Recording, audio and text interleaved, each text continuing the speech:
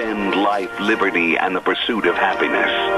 Men like Zeb Bell, who honor our founding fathers and what they stood for. It's now time for Zeb at the ranch, speaking up and defending your freedoms. Brought to you by Magic Valley Les Schwab Tire Centers and all of the other great advertisers on the program. And now, Zeb Bell. My dear friend Doug Martin sent this to me, and I added an addendum at the end of it. The only purpose for the human hip is to find the exact location of the corner of a table. And my addition, the same is true with your toes in the dark against the bedpost. Oh, my. Here comes Kate Smith, and God Bless America, followed by a Patriot with our Pledge of Allegiance. Come on, be proud of the red, white, and blue. Call in. Good morning. And a good morning to you and yours. I'm Zeb Bell, sitting in the studio. Zeb at the Ranch, brought to you by our major sponsor, your Magic Valley Les Schwab Tire Centers. All 7 locations with a very safe, clean environment and, of course, the best in tires. Along with Burley Physical Therapy and Rehabilitation at 1263 Bennett Avenue, Suite 2 in Burley, helping you get back to being you. Let's go to the phone line right now and have our Patriot with our pledge. Good morning. Good morning. I pledge allegiance to the flag of the United States of America and to the republic for which it stands, one nation under God, indivisible, with liberty and justice for all. Well done, my friend. Thank you very much. And right now, let's scoot to the weather. And the weather brought to you by K&R Rental. Hello, Roger and the crew. They're there early in the morning. As a matter of fact, they turned the key in the lock at about 7 a.m. to serve you on the Burley-Paul Highway with the best of tools and equipment for any task. And I know you've got a lot of things you need to get done before the cold winter sets in. Yesterday being the first day of fall. No, 2 days ago, I guess it was. Man, I got to keep up on my calendar. And they've got everything for both long and short-term rentals. So get a hold of them today. If you have questions before you drive in, give them a call, 678-3122. K&R Rental. Here's Gina with the weather.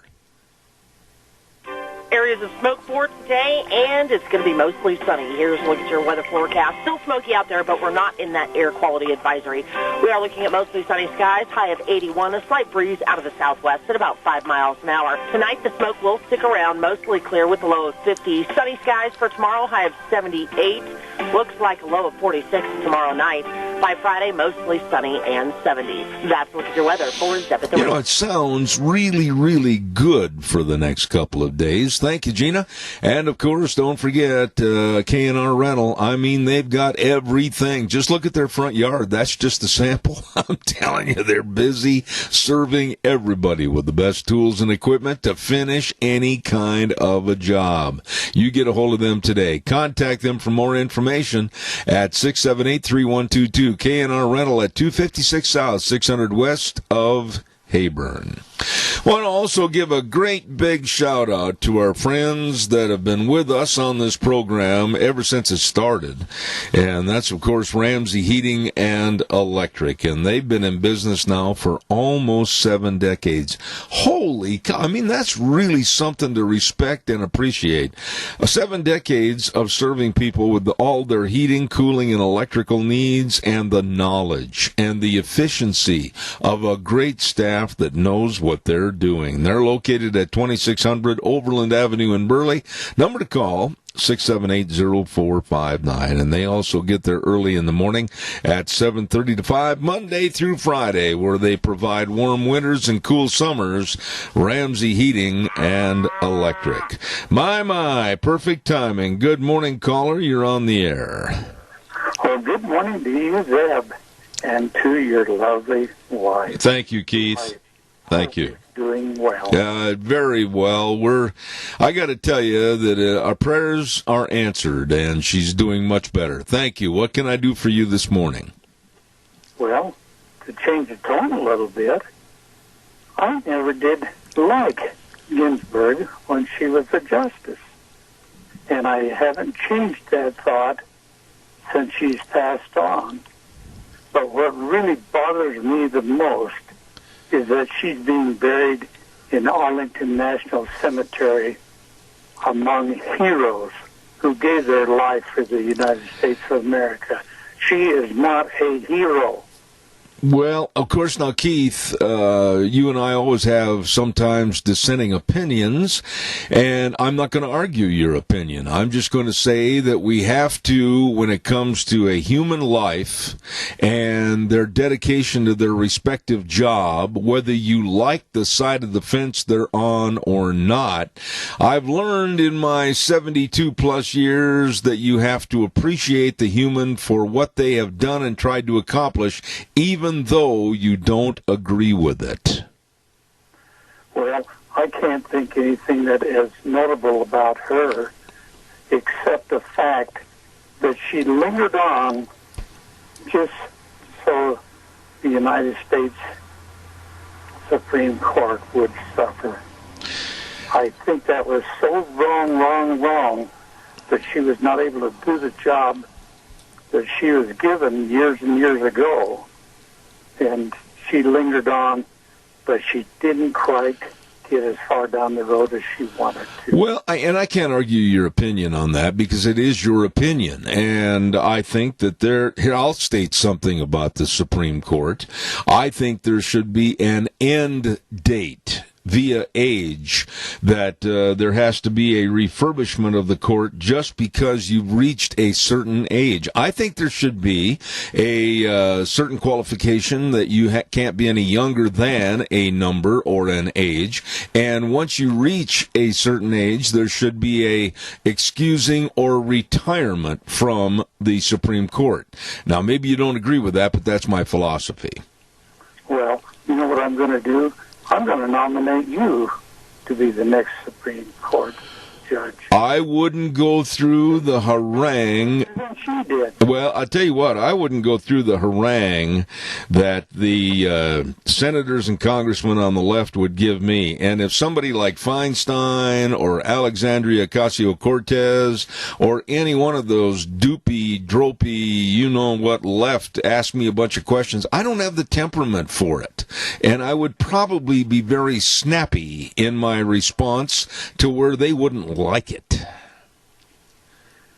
Well, I'm not a hero of John McCain either, but at least he did something for America. Well, that's true. I can't see where she's done anything. Well, I appreciate your comment. To kick things off, you always do a good job on that. Thank you, Keith. Got to go, and appreciate your thoughts. Thank you very much.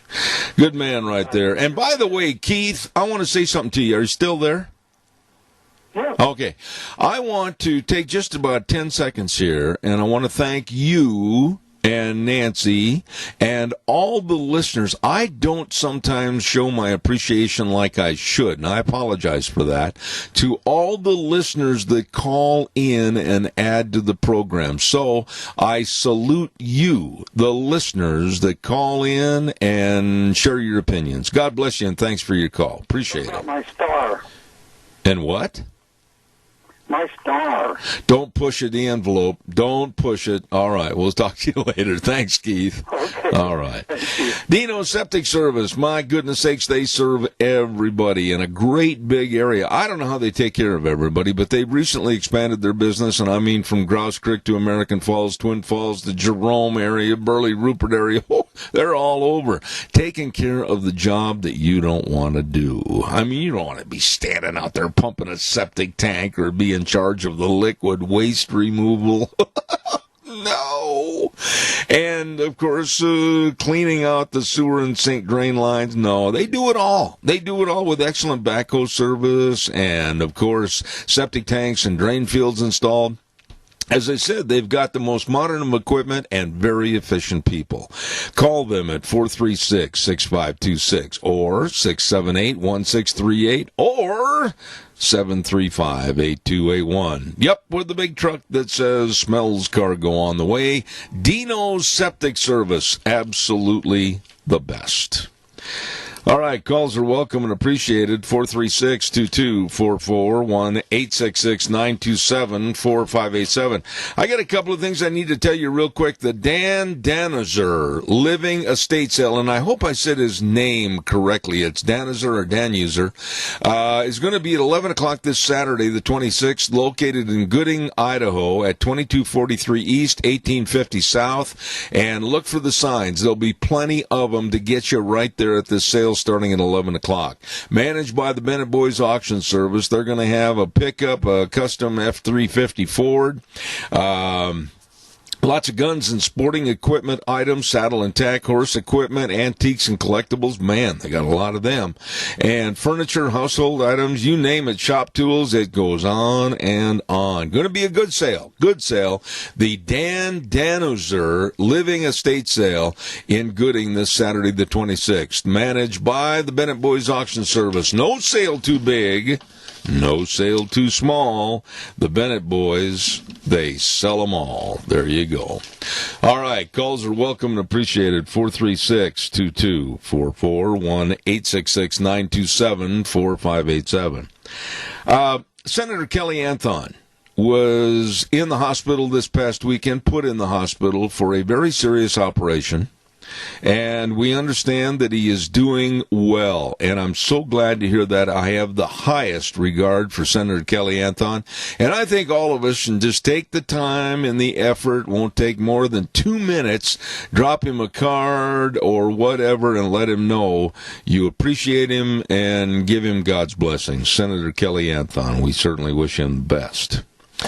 The first presidential debate is going to be next Tuesday night.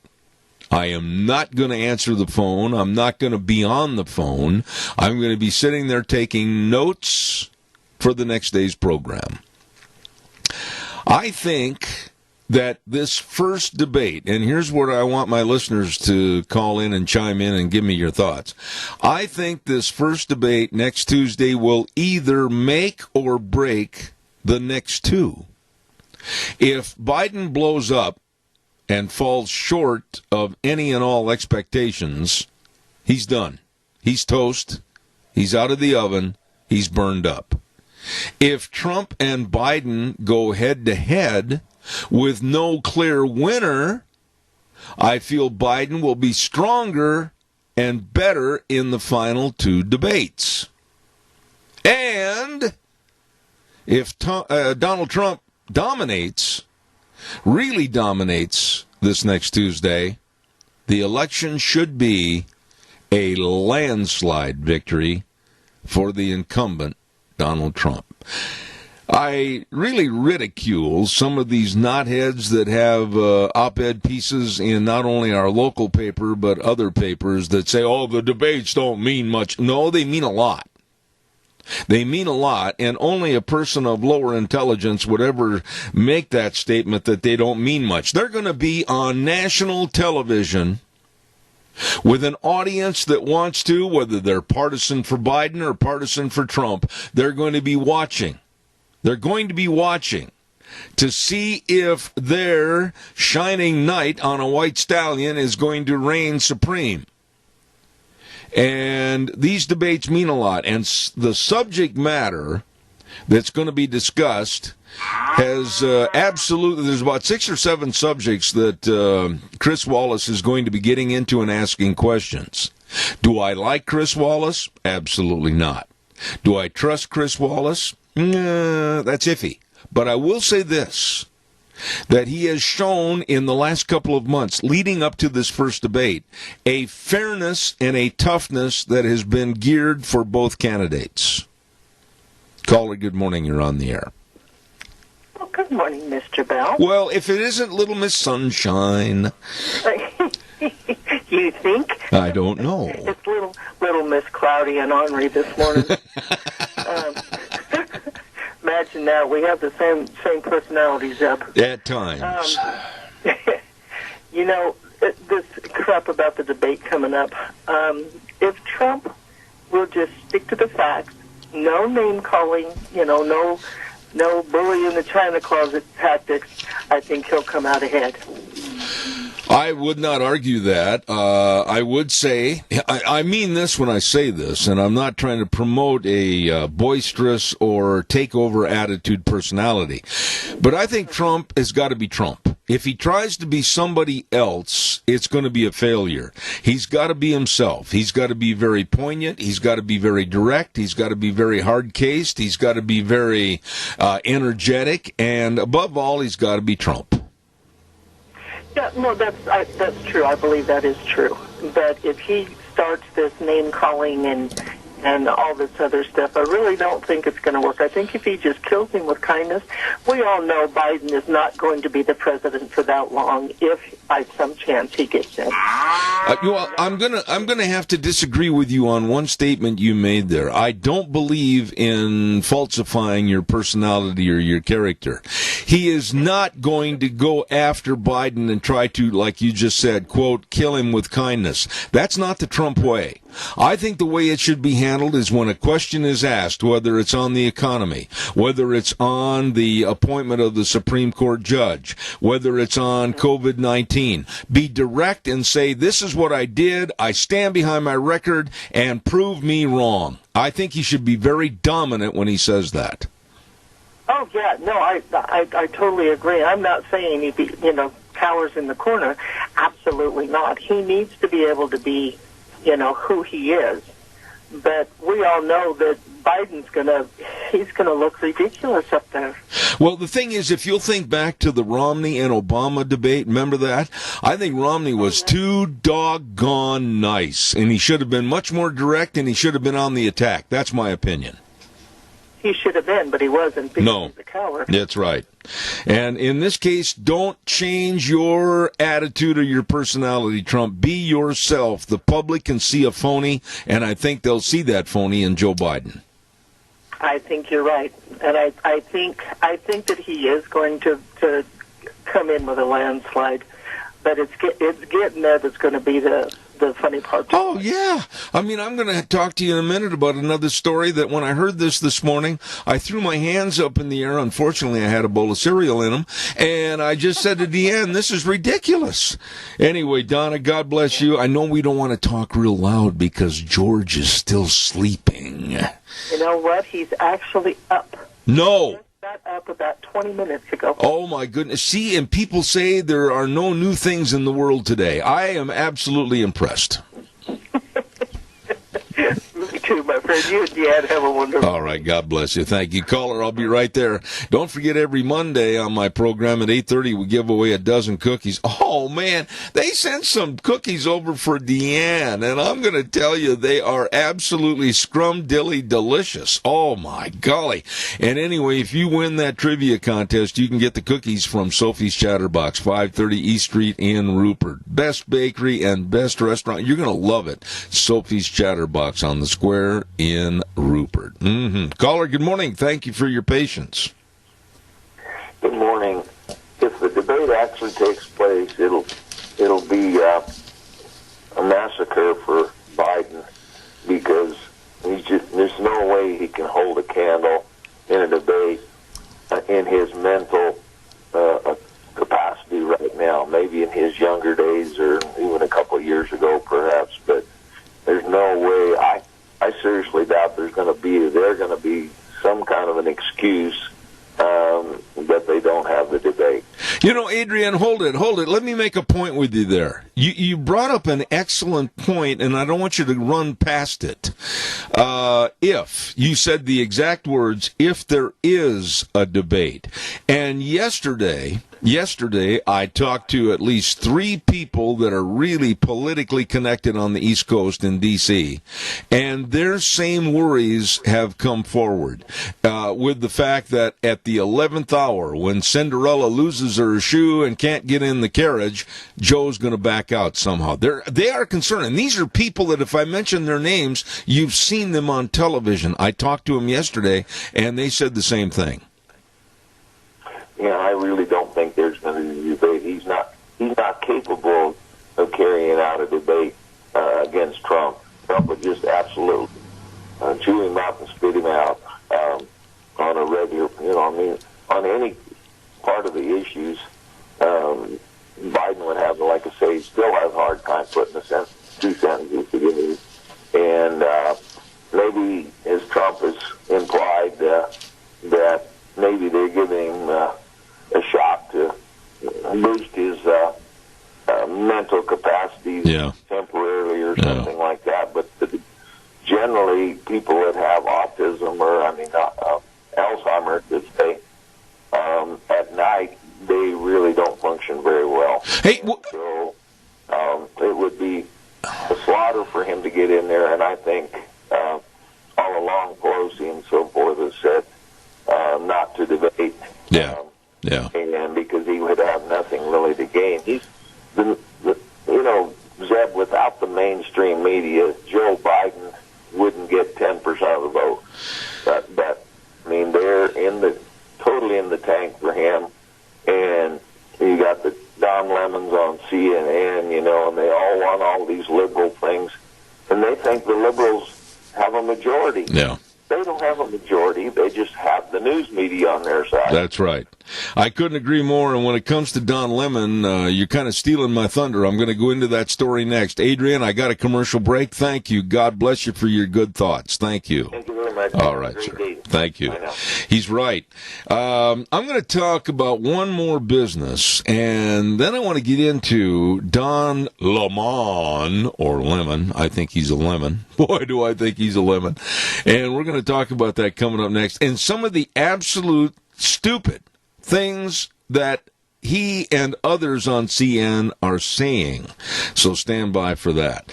Want to remind you about Denny's Restaurant, 611 North Overland in Burley. Oh, the menu choices are outstanding. And like I said, breakfast is my favorite meal, but I'm telling you, they've got equal time on the menu for breakfast, lunch, dinner, and all the desserts and nice people serving you. Oh, you're going to love it. All the food at America's Diner. Denny's Restaurant, 611 North Overland in Burley, and the other location at 291 Pole Line Road in Twin Falls. Thomas and all the crew say, come on in. Enjoy a good meal at America's Diner, Denny's Restaurant. Don Lemon of CNN, every time he opens his mouth, I hear this. Honk, honk, honk. And he is an absolute elitist snob. He is calling for the elimination of the Electoral College. Why?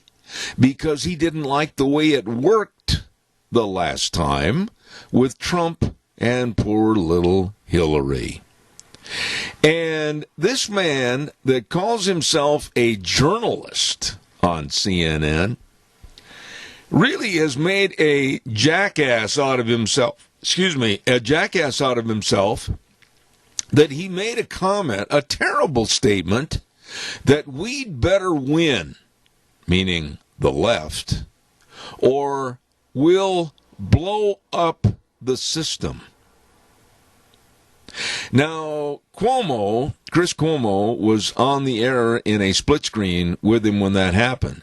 Cuomo had a little bit of gray matter between his ears, and he tried to cover up that remark as being a whole, it was really ballistic. And he tried to cover it up, but Don Lemon had said that. We'd better win or we'll blow up the system. You see, if the left doesn't get their way, and we've heard this from Antifa, we've heard this from the filthy garbage group Black Lives Matter, if they don't get their way, they're going to blow up the system.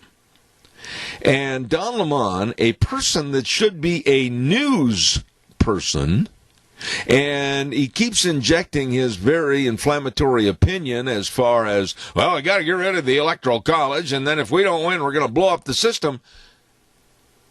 I think the guy should be replaced. I think the man should be replaced. And that leads me into something else that I'm very concerned about. I had a call the other day, and this person did not identify themselves. And they proceeded in no uncertain terms to chew me out because of my anti-mail-in ballot stance. Well, this person didn't do much to change my opinion. He only solidified my opinion.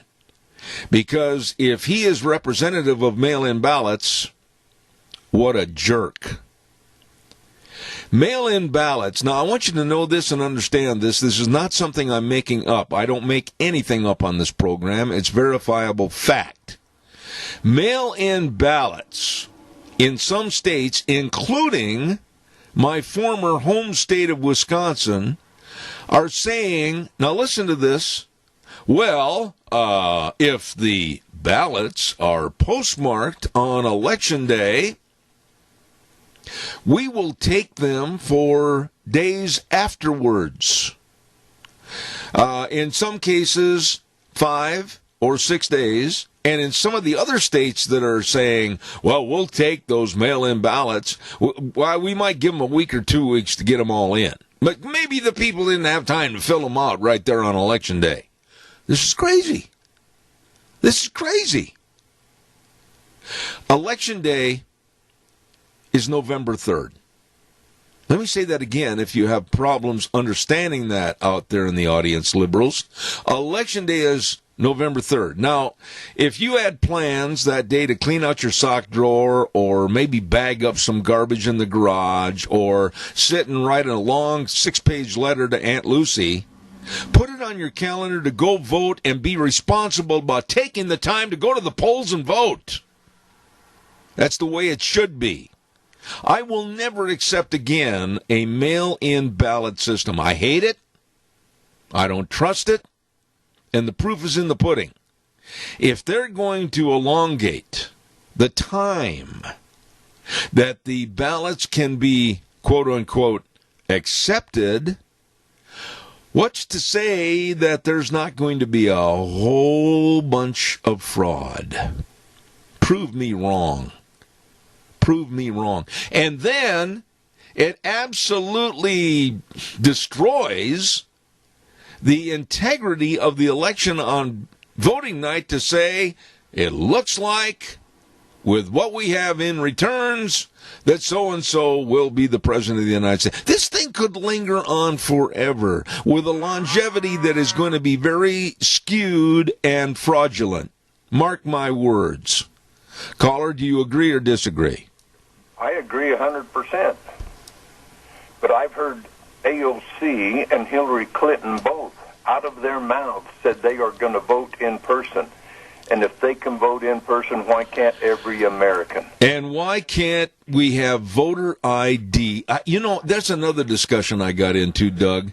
A guy said, well, I don't think that's right that we should have to show our voter at the voting polls who we are. We should just go in and vote. And I thought, you dunce. And that's what this person was. To have the integrity of being an American citizen and being proud to be an American citizen and show your ID, sign your name, go to the ballot, and make it in the slot, I think it's absolutely mandatory.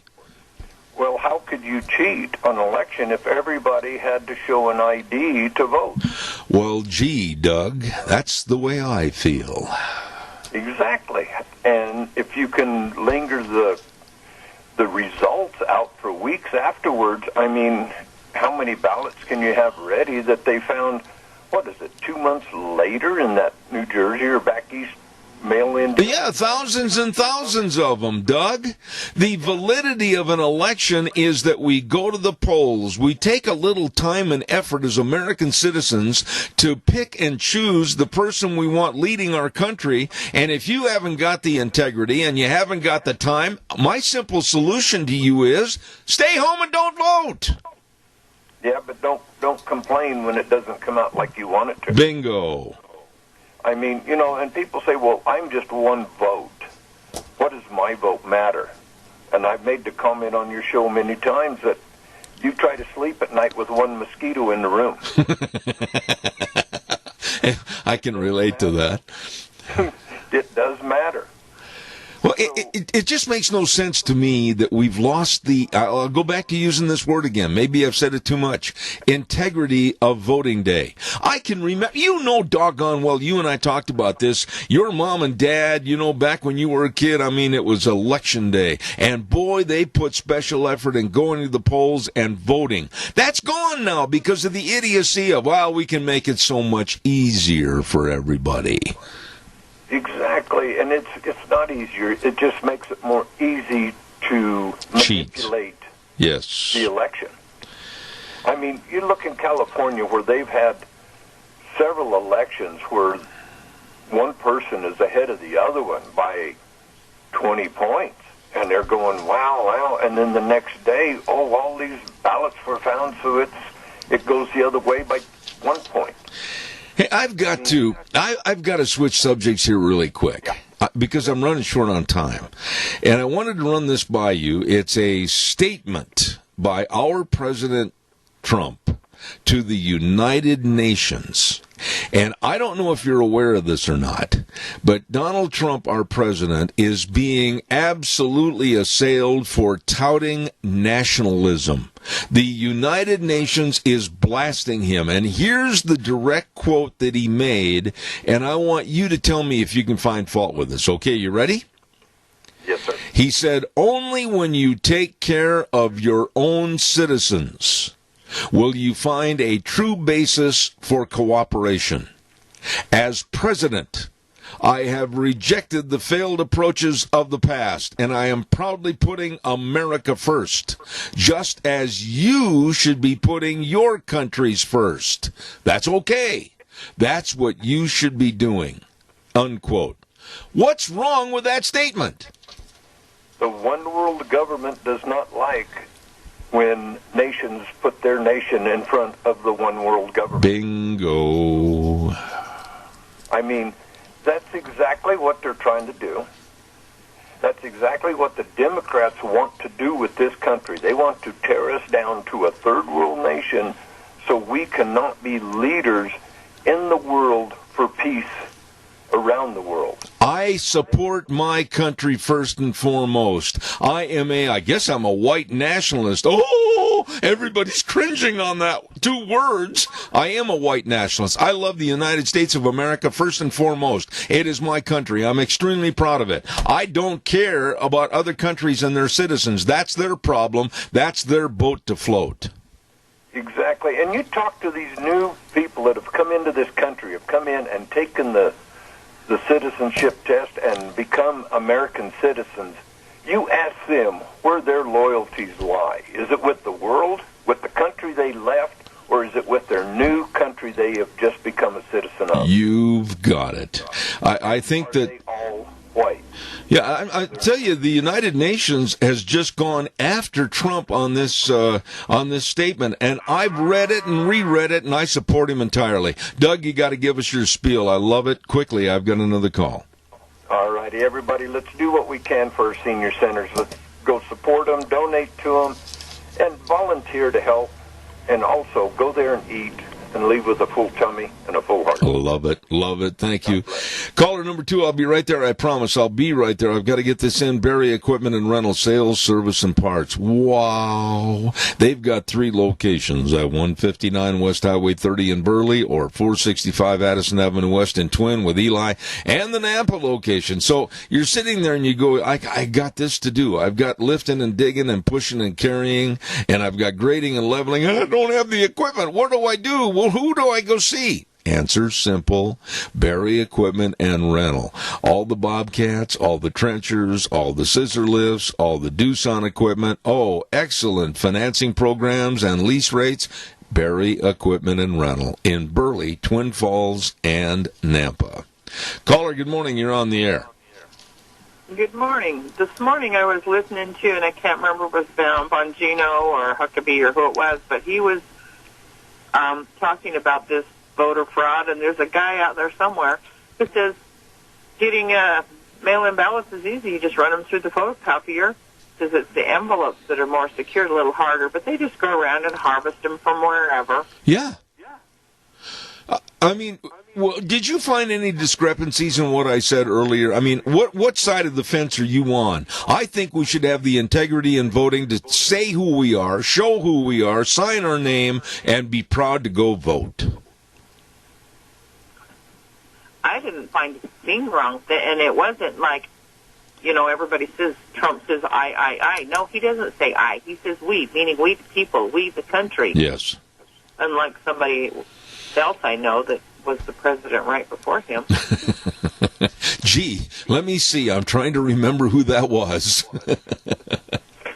Yeah. Oh, you forgot I?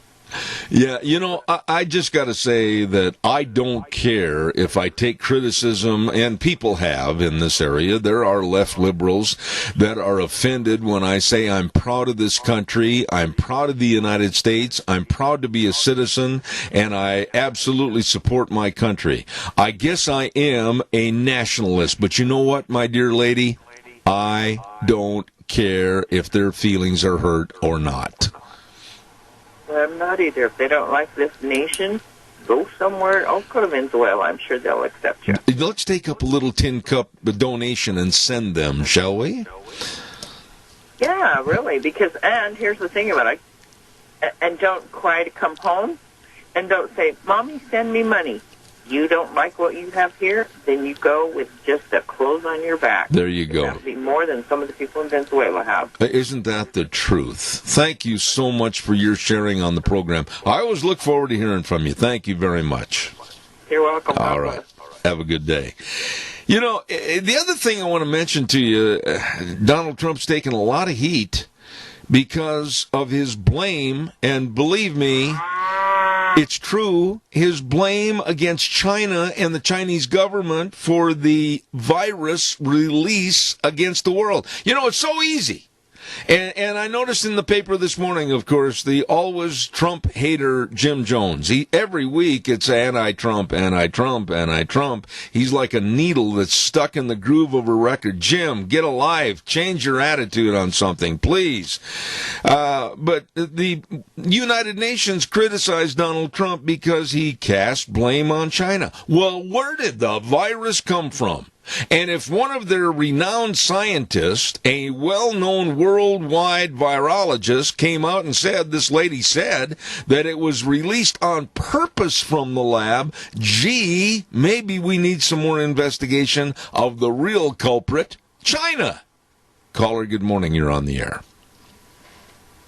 Well, what he called about right there, his speech was short, concise, and comprehensive.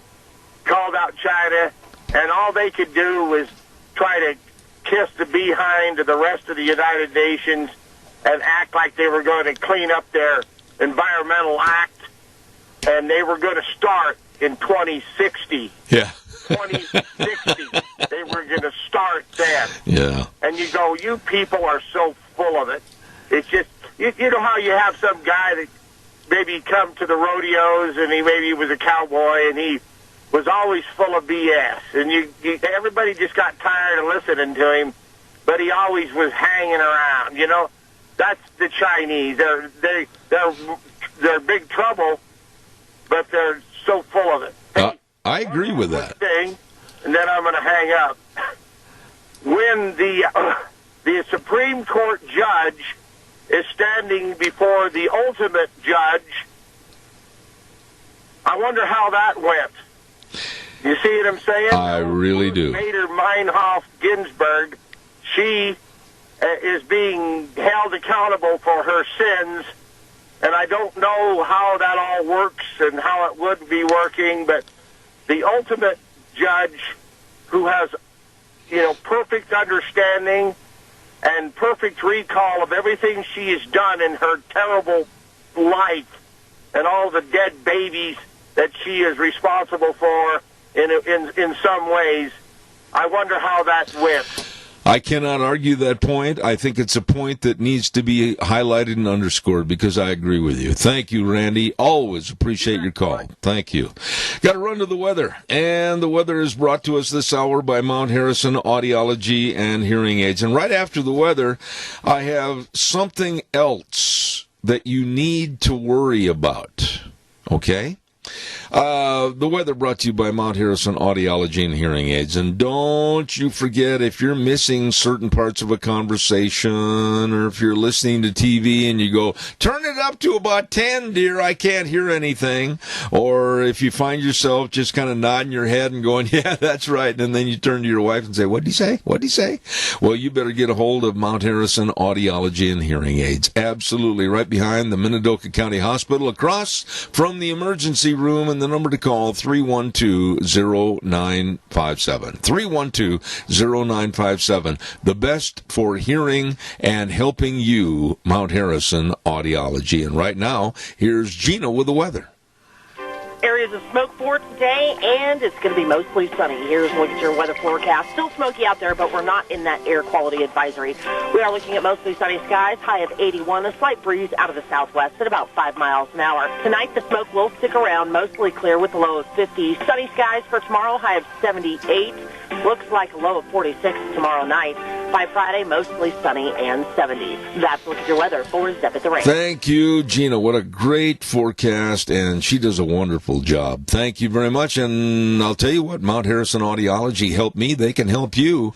Don't forget, you take care of your hearing health. Go to the best. Go to the best. Mount Harrison Audiology and Hearing Aids. Call the number 312-0957.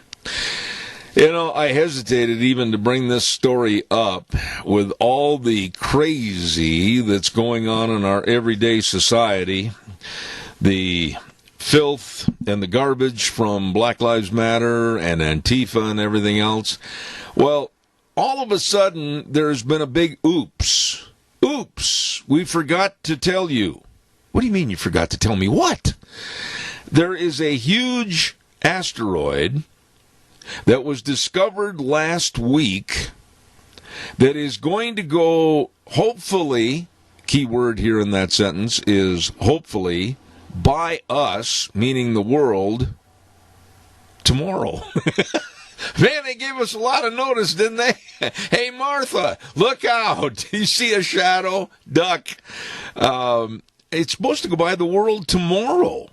And they say it's really, really, really close. Like less than 20,000 miles. Now, wait a minute. Don't think that's a lot, because it's not.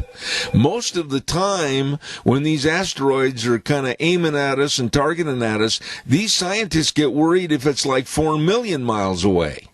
Well, this one's 20,000 miles away, and they say this asteroid has been by us before. It came up in 1975 and whoop, went by us. And they said it's potentially hazardous, yeah, I'd say. And it's going to come back again in 2029. Caller, good morning. You're on the air.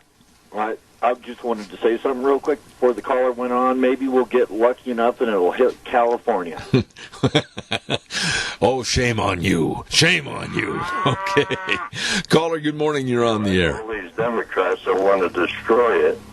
I can't understand why anybody living in the United States enjoying all the freedoms we've got is spending so much time trying to destroy it. That is something I just don't understand.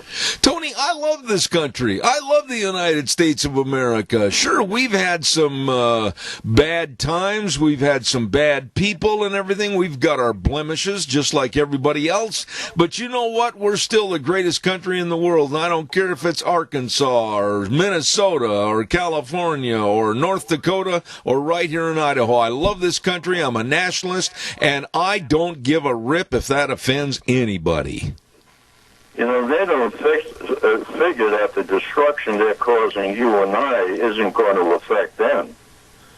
But it is. If things get bad enough, the people, there may be an uprising in this country that Pelosi and Biden and them wouldn't be safe anywhere in this country. You know, and your point there is well said and stated, because a lot of people that are in the know are very, very concerned whether the election goes one way or the other about the crime and the burning and the looting, and these groups like BLM, Black Lives Matter, and Antifa are running out of control, and the anarchy in this country and the wanting to throw away and stomp on our Constitution and our American flag. We got a lot of things to worry about, Tony. Well, don't worry about it, Zeb. The Czar is going to take care of everything. He'll tend to his flock of sheep until they're ready to go to the slaughter, and he'll take care of that, too. Well, I tell you what, we all need to be very vigilant, and one of my friends called last night, and he said, maybe time to lock and load. That's right. Tony, he's got the right idea, and anybody tries to get into my home or into the Antifa, they just committed suicide. Well, unfortunately, it's something we have to be prepared for. Tony, God bless you and Mary. Thank you so much. Okay, Thank you. All right, sir. Bye. Calls welcome, 436-2244, 1-866-927-4587. I want to just give a shout-out to the people that organized the prayer march that is going to be held in Washington, D.C. this Saturday. It's something I wished I could be involved in. It's something I wished I could be there for. I have said openly on this program many, many times that we need God much more in our lives. Some people out there don't like that. Some have voiced that and said, well, if we wanted to hear about religion, we'd turn on a Christian radio station. And my response to them is, good, you need it. I am not going to back up. I'm not going to shelter my remarks. We need to, in this country, get back to God. I think because we pushed him away, pushed him aside, that's why we're having the problems we are today. I want to remind you about our major sponsor, and that's, of course, your Magic Valley Les Schwab Tire Centers. All 7 locations serving you, serving the key word. I mean, man alive, they've got all the best of tires with all the tread designs, and they'll fit all the vehicles. I'm telling you, you get on in there, whether it's your car, pickup, SUV, whatever it is, you stop in. They can help you for the fall, and yes, wintertime driving. Right around the corner. And don't forget, too, they've got the best of highly trained technicians for brake service and front-end alignment, shocks and struts, batteries. And there's another key I keep telling you about. The weather's going to, sure, we're going to have some nice weekends, no question about it. But we're going to start seeing some chilly conditions. You better make sure you got a good battery. If not, they've got the best waiting for you. With James and Buell, Dan on Poline in Twin Falls, Lane and Rupert, Mike and Jerome, Dave on Blue Lakes and Twin, the Twist family in Paul, and my buddy Trent on Overland in Burley. Yep, your Magic Valley, Les Schwab Tire Centers, absolutely the best. What have we got cooking for the rest of the day? Well, next hour, we're going to have my buddy from Indianapolis, Indiana, Dave Bego, on the program, and then at 9:30, I'm really, really looking forward to this one. Daniel Greenfield is going to be on, and we're going to be talking about that sick, absolutely perverted and worthless movie that was put out by the French called Cuties. We're going to be talking about that. And then later this morning, Sandra Lee's going to be on, and we're going to talk about how the school is trying to indoctrinate our kids politically. And then at 10:32, my buddy from Beantown back in Boston, Massachusetts, Gary Goldman. We always call that segment the Cowboy and the Man from Beantown, and I'm looking forward to it. We're going to be talking about Black Lives Matter and Antifa and the anarchy that's going on in our country. We got a whole bunch to follow on Zeb at the Ranch for this morning. Again, I want to thank you, the listeners and the callers that participate on my program. I don't thank you enough. This program has just skyrocketed in popularity because of you. Thank you. And I've got excellent people helping, like Sean over at the station and Gina. I just want to thank everybody. I think it's high time that they get the acknowledgement, and you, the listener, especially. We're going to take a little break for the news. I'll be back in about 7 minutes.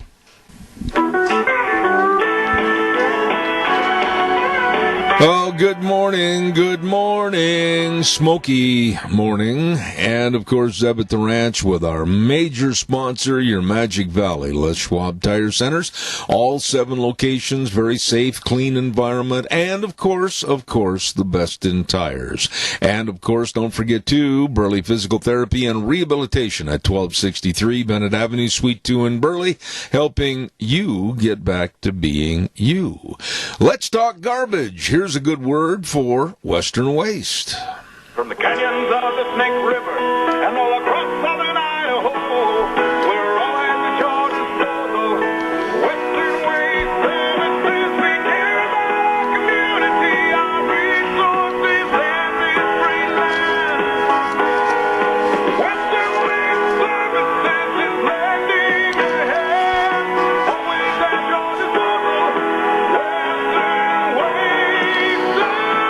Oh, they are always at your disposal, Western Waste Services, and it's so easy to let them help you get rid of your garbage. Call them at 734-6969. That number again, 734-6969. They can help. They will help. Get on the route service. Once a week they'll pull up. Your garbage is gone. Western Waste Services, always at your disposal. Really good folks. I just had a email hit me, and Deanne threw it at my desk and said, yeah, Dave Bego is not well today. He's kind of homesick. And just, pardon me? And he's on the line. Oh, he is on the line? I was just receiving an email that it said he was homesick. My goodness sakes, he has been healed. He can walk across the water. We'll talk to him in just a moment. Don't forget Burley Physical Therapy and Rehabilitation at 1263 Bennett Avenue, Suite 2 in Burley. My goodness, they must have helped Bego. Nick Greenwell, physical therapist, and all the physical therapists are there to help you recuperate from an accident or a surgery. They know all the exercises, and of course they've got the use of the only one of its kind in the area, hydrotherapy pool. They are good. You're going to love them, and they're going to help you. Burley Physical Therapy and Rehabilitation, 678-1191, 678-1191. You call them today. Real fast, because I thought Dave wasn't going to be here, I want to remind you too about our dear friends, and they are and have been for years, Hanson Mortuary with Joel Heward, his family and his staff serving you at 710 6th Street in Rupert. Now, I want you to write this number down because they have very flexible hours to serve families that have just lost a loved one. That number is 436-5636. That number again, 436-5636. And they always provide the families they serve with the best possible support and comfort, and always, underline this, upholding the highest ethical standards with unquestioned integrity. Joel Heward, family and staff at Hanson Mortuary in Rupert, and Joel also serving you at Morris and Payne Funeral Home on East Main in Burley. Well, I thought he was out with the sniffles or whatever, but he's there. Good morning, Dave Bego. How are you? Yeah, I'm not feeling real well, Zeb. I'm tired and I'm aching all over the place, and I didn't say I was staying home. I was in the office when I sent you that email. Oh, I thought maybe that you were at home and on the couch with your little Afghan over you and your wife doting over your every need for maybe some crackers and milk or whatever. No, that wouldn't happen. My wife had a golf today. She had a tea time at 9 a.m. this morning. So she said when she walked out the door. I played in a big golf outing yesterday, and it was a long day, and I think that's part of some of the problems I've got physically. And I don't know. I think maybe I ate something there that wasn't good, and I think it's affected me too. Okay, well, I'll tell you what, I appreciate your dedication. I want to tell you that we had a man on the phone with us yesterday that knows you and knows of your book and has used your book as a focal point. And you might know the man. He is the head of the National Right to Work Committee, Mark Mix. I know Mark Mix real well. And the conversation was such that you, Dave Bego, were held in high accord with him because of what you did to fight the SEIU.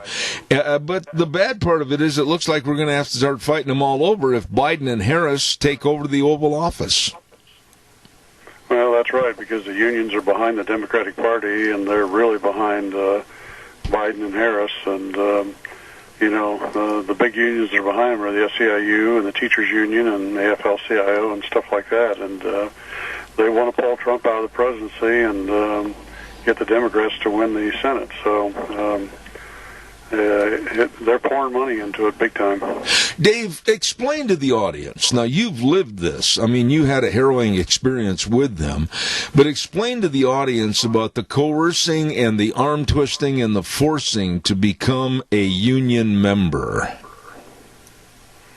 Well, they go out, and it's as if it's a lot of things like what you're seeing with the Democratic Party today and the far left, telling people so they'll vote for them, and they're lying to them, and they're saying, we're going to give you this, and we're going to give you that, and we're going to take care of you, and you won't have to work very hard, and all this kind of stuff. And they're hypocrites, Zeb, and the truth is, at the end of the day, they don't care about people. All this is about them getting power, and they're going to continue to put that stuff out there. And I've seen it with the SEIU and the UAW, because we fought them too, and some other big unions, and they're all about control and power, and we're coming down to getting close to the election, and it's going to get worse. What about I guess the word would be fear factor of having Big Brother, which is the unions, basically tell you, we own you, and don't you dare go against us. Is there that kind of a fear? Oh, yeah. Yeah, there's a lot of businesses and people out there that won't stand up to them and have a backbone. And, I even talk about it in my second book. A guy from Fort Wayne, Indiana, he read my first book and wanted to have a meeting with me. He came down, we had breakfast here in Indianapolis, and he says, Dave, I read your book, and I, salute you for everything you've done, and the backbone and the strength you had, and the money you were willing to spend, and all that. And he says, Dave, I'm going to be honest with you. I couldn't have stood up like you would have. Psychologically and mentally, I couldn't have handled it, and I couldn't have handled it financially, and I would have just given in to them and did what they want me to do, sign their neutrality agreement and force unionize the people. And he says, Dave, here's the other thing. Probably 95% of the business people in this country would give in to them. Let me ask you this, and we talked about this with Mark yesterday on the program. Is the forced or coerced, if you will, money donations to political candidacies, and it seems like they've literally got billions with a B of dollars to spend. Is that true? Well, I don't know that they're spending billions, but they're spending millions of it. I think the last I saw the SEIU, they're putting in $350 million in this campaign, and I've seen that. I've seen 150, 200 from other unions, stuff like that. So, I mean, by the time you add them all up, you might be at $1 billion. But and this is a sad thing, Zeb. And one of the gals that I talk about in my book, because she read my first book, she lives in California, and she works for the DMV out there, and she was forced unionized by the SEIU because all of California's state employees were. And she says, Dave, they are terrible people. And, I've been here for 25 years. I came from Egypt, and the unions brought down Egypt, and I love this country, and I don't want them to bring down Egypt. But they're trying to do it. And she says, every election, they bring us into a convention center, and they sit us down, and they tell us who we're going to vote for. And they remind us that 45% of our union dues goes to politics and 95% goes to the Democratic Party. Wow. Well, you of anybody, you were highly acclaimed yesterday as being an expert, and I just wanted to pass that along to you this morning. Dave, I want to read you, and Sean, I got just a touch of feedback there, if you could help me, please. I want to read you a quote that Donald Trump gave to the United Nations yesterday, and I want you to listen carefully because you're a very astute businessman and very perceptive, and tell me if you disagree with it. Are you ready? Go ahead. Okay, here we go. Only when you take care of your own citizens will you find a true basis for cooperation. As president, I have rejected the failed approaches of the past, and I am proudly putting America first, just as you should be putting your countries first. That's okay. That's what you should be doing. That's what Donald Trump told the United Nations yesterday. What is wrong with what he said? Well, no, I think he's on the right track. And, of course, Trump is a businessman, so he'll use certain things to get people, giving him a backlash. But in the end, he's got his way to get to the end of it. And, people go back and read my blogs. I wrote one on the United Nations that I thought that all it did is cost this country money. It really doesn't help us anywhere.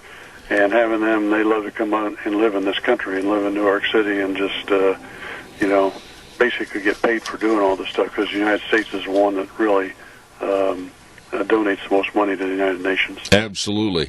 But, I guess the gist of why I'm mentioning that to you, Dave, and I don't care. I said earlier last hour, I don't care if anybody wants to call me names or denigrate me. I am a Caucasian. And so are you, and I am a nationalist. I believe in America first. I love my country over anyone or any other country. So I'm a white nationalist. What really is wrong with that? There's nothing wrong with that, Zeb. And, of course, people are going to say, well, then you're a racist. And that's what, they called me that. And I said, no, I'm not a racist. Because, I had debates with them and stuff like that. And I said, I don't care what people's skin color is, or whether they're white, black, yellow, pink, pink polka dotted, whatever, as long as they're good people and they do good things and they stand up for our country. Amen. Ditto, ditto. I want to ask you, because I do respect your opinions politically, I think that this first debate next Tuesday will be the most critical of the possible 3 debates, and I'll tell you why. I think it's either a make or break for Joe Biden. If Biden blows up and falls short, it's over. It's toast. It's history. What are your thoughts? I think it could be, and there was an article I got today that people believe that before this campaign gets to the election day, it's going to be a Harris-Pelosi campaign. Oh, my goodness, you just made me break out in a cold sweat. I mean, that really scares me, Beagle. You're the one that's sick, and now I feel terrible. Oh, my goodness. Can you imagine for 5 minutes what kind of a ticket and what kind of a party and what kind of power that would resemble? My goodness. Explain what your thoughts are over that. It'd be terrible. And, Harris and Pelosi are both big socialist communists, and that's the direction they want to go, and they would just push it forward so much it'd be unbelievable. A lot of people are going to say, well, they're women, so we need to listen to them. Mm-hmm. This deal with Biden, he doesn't go anywhere or answer any questions after noon on any given day. His handlers are saying, well, he's at home, he's studying, or he's resting, but they absolutely are quitting all of his so-called campaigning by noon of every day. What are your thoughts on that? And then we'll take a call. It wouldn't surprise me at all, because I think he has mental and physical problems that he's coping with, and he's got to spend a big part of his day somewhere relaxing. I agree with you. Caller, quickly, you're on the air. Go ahead, please. Well, I would think that Pelosi is so polarizing. I mean, people who don't even know about politics much know who Pelosi is, and generally speaking, she's hated. I would think that might be benefiting us but I don't know. I guess, you know, maybe if it was Harris Klobuchar or something, I don't know, but maybe I think too normal to, you know, understand that. So I'm going to hang up. Thanks. Respond to the caller, Dave, please. Well, I understand what he says, but Pelosi would have a lot of influence, and because she's been in Washington for a lot of years, and she could really help Harris fight her way through it. I want to go and I'm going to make my statement regarding a certain topic, and I'm going to let you know emphatically how I feel. I think that absolutely, underline the word absolutely, Donald Trump and the Trump administration should try to get the nominee for the Supreme Court run through the Senate right now. I absolutely do not want to see only 8 judges on that Supreme Court. If it becomes a highly contested election, we could end up in a split 4-4 tie, and then we're in a world of hurt. What are your thoughts? Well, I'm with you 100%, and I think Trump needs to get the person nominated, and the Senate needs to vote him in, and we need to move on. And, you know, despite what the Democrats are saying, that, you know, the Republicans are, you know, taking advantage of things, and they're doing things that aren't in the Constitution and all that, that's, you know, they're just saying stuff that's not true. Dave, I got to ask you, you probably heard this morning that some states, including my former home state of Wisconsin, the idiocy that's being prevalent in these states, they're saying, well, if you have mail-in ballots and they are postmarked on November 3rd, why, we might give them, maybe another week to be counted, or some states are even saying they might elongate it to 2 weeks. I mean, this is absolutely spoiling the integrity of our election. What are your thoughts? Well, it is that, but they don't care. You know, they don't have any honesty and integrity, and all it is for them is about winning the election and kicking Trump and the Senate out. I'm really concerned. Honestly, I'm concerned about this election. When you hear the elongation of, well, we'll count the votes, we'll take them a week or 2 weeks later, I honestly think that we're going to end up, and this is my feeling, in the most court-related election ever, with all the court cases, the lawsuits, the appeals generated primarily by the Democratic Party, and I don't think we're going to have a president ready for Inauguration Day. What do you think about that? Well, I think we'll go through the fight, but I think we'll have a president ready, and I'm a firm believer that despite what the polls say and that, there's a lot of people out there that won't take the polls or answer to the polls and that are behind President Trump, and we'll see that move forward on Election Day. Did you hear, I found a little story this morning I wanted you to amplify, that Costco across the United States is removing a very popular cheese that they feature in their deli department, all because Black Lives Matter is upset about it. Here's the story. It's a pimento cheese from South Carolina, and the mayor of South Carolina owns that cheese company, and because he called Black Lives Matter and Antifa terror organizations, they're going after him financially and getting Costco to cancel handling that cheese. This is scary, Dave, that they've got that kind of power. Yeah, it is, but Costco needs to have some backbone and stand up and just move forward and do the right things. What are their fears? I mean, really, what are Costco's fears? Are they going to have a nationwide burning and looting and destruction? Is that the kind of temper that we're living in this country right now, that if we don't go along with evil, they're going to put the bug out on us? I mean, this is sick, and it's got to stop. Yeah, I'm sure that's what they're afraid of, but, you know, it may happen in certain cities, Democratic-controlled cities like Chicago, New York, and Seattle, and Portland and Los Angeles and those type of places, but I don't think you'll see it major across the country. I hope not. One final thought, and this disgusts me, and I wanted you to elaborate on it a little bit. We've heard Biden say it. We've heard Kamala Harris say it, and we've heard Chuck Schumer say it, and many others.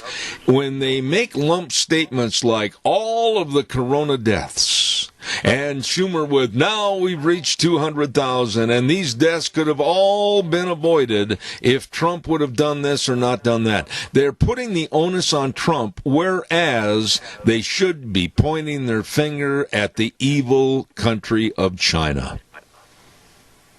Yep, but it's this is a process for them to win.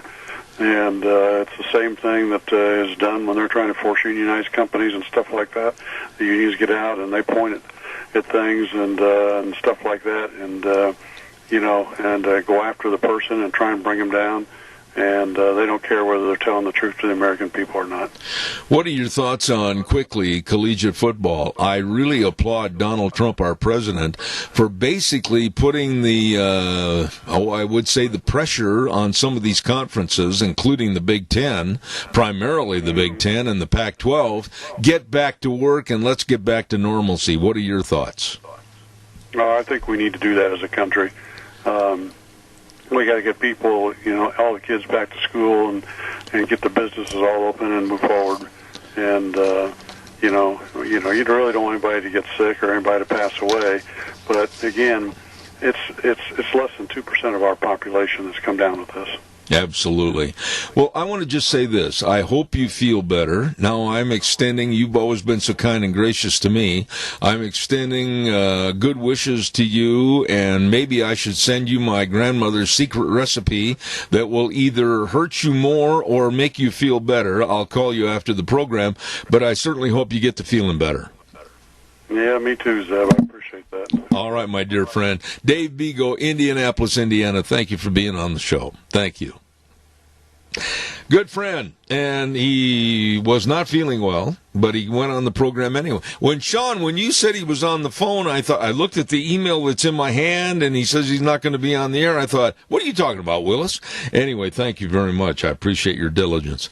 Want to remind everybody about Denny's Restaurant at 611 North Overland in Burley. Now, you walk in the door, and they show you to a table or a booth, and you sit down, and they hand you the menu, and then you go, holy cow, how am I going to make a decision with all these delicious, scrumptious looking breakfasts and lunches and dinners and desserts? Oh, it's fantastic. Delicious food with really, really nice people. At 611 North Overland in Burley, and I tell you, Thomas and the whole crew, and Michelle, they do all they can to make sure you enjoy your eating experience at America's Diner. Denny's Restaurant. You stop in and see those good people today. Want to also give a great big shout out to some folks that have also been with us a long time on this program. As a matter of fact, that's where I bought my four-wheelers, and so glad I did. And that's Let's Ride, 270 Highway 24 between Rupert and the World. I always had thought maybe I'll get a four-wheeler, but, oh man, it's been over 10 years now, I guess. We have thoroughly enjoyed getting away from the maddening crowd and getting up in the hills and packing a lunch with us and just staying up there. It's great, great, great. Thank you, Let's Ride. 270 Highway 24 between Rupert and the World. They've got all the side-by-sides. They've got all the four-wheelers. They're open Monday through Friday, 9 to 6, Saturdays, 9 to 2. And along with all this, they've got a super service department. I mean, these are good, sharp people to keep you running. Let's Ride over on Highway 24 in Rupert, where the fun is sold. One more good message by some folks that are also over in that area, and that's, of course, Cameron and Siemens Insurance, Highway 24 in Rupert. I mean, absolutely the best in life insurance, health insurance, retirement planning, employee benefits. Very responsive and dedicated to your needs. All you really have to do is take the initiative to dial the number, let it ring, they'll answer, you say, I need help. They can help you. They will. Cameron and Siemens Insurance. 436-4424. That number again, 436-4424. Highway 24 in Rupert. Cameron and Siemens Insurance. Let's go to the phone line. And this man has been with us on the program in the past, and I'm going to give him some praise before I even announce his name. He has an outstanding article called Identity Politics Normalizes Pedophilia. And when I read this, I'm telling you, it was an eye-opener. And I really salute him. Daniel Greenfield, good morning. How are you? Good morning. Thank you so much for having me on. You know, Daniel, this whole gist of why I wanted you on is because of the movie or the Netflix film that I found about as worthless as a dead worm on the sidewalk, a film called Cuties. I thought it was pathetic. I think it is pathetic, and I would love to see the film lost in the dirt of history. What are your thoughts? Yeah, it's absolutely horribly disgusting, no question about it, but it's also just where the entertainment industry is trending, because if you look at the entertainment industry, they keep trying to find things that are more shocking, more edgy. Once a taboo is no longer a taboo, they have to go find another taboo.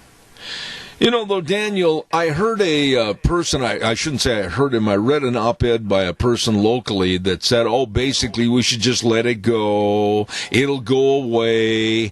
I can't be that way. I think our young people in our society today are more susceptible to being used and abused than ever before. It's very true. When you look at just what's happening to children, I mean children, we have 9 and 10-year-olds engaging in behavior that is really adult. We've got 9 and 10-year-olds really committing suicide. This is stuff that was previously unheard of, because you're plugging kids into this entire infrastructure, which is shoving adult ideas at them and completely warping their minds. And the companies that are doing this are making billions and billions of dollars. Is that the bottom line, Daniel? Is that it? Is it all for money that we're subjecting our young people today and our babies to pedophilia? Is it all for the dollar bill? It's money. It's also about agendas, because you've got all these groups that have their own agendas. Identity politics is all about promoting the rights of various minorities, real or imaginary, and the kids just really don't matter. Yeah, but what about the left today? I mean, have they no pride? Have they no thought of what's right and wrong, morally right or wrong? I mean, are all the left members... You had a paragraph in your story. I want to read this because I found it to be very insightful. Modern leftists, like members of any fundamentalist faith, are capable of seeing a message in a firestorm, but only the one that accords with their theology, in which sexually abusing children is a step forward for civil rights, while failing to set up enough solar panels is a grave sin.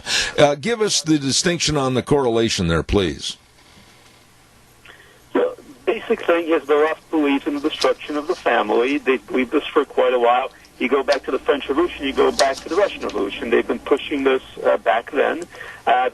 You hear it now, the nuclear family, two-parent family is very much a construct of whiteness. It's a construct of Western civilization, and we have to dismantle it. A lot of people are recently talking about a book in defense of rooting that I think you've probably heard of.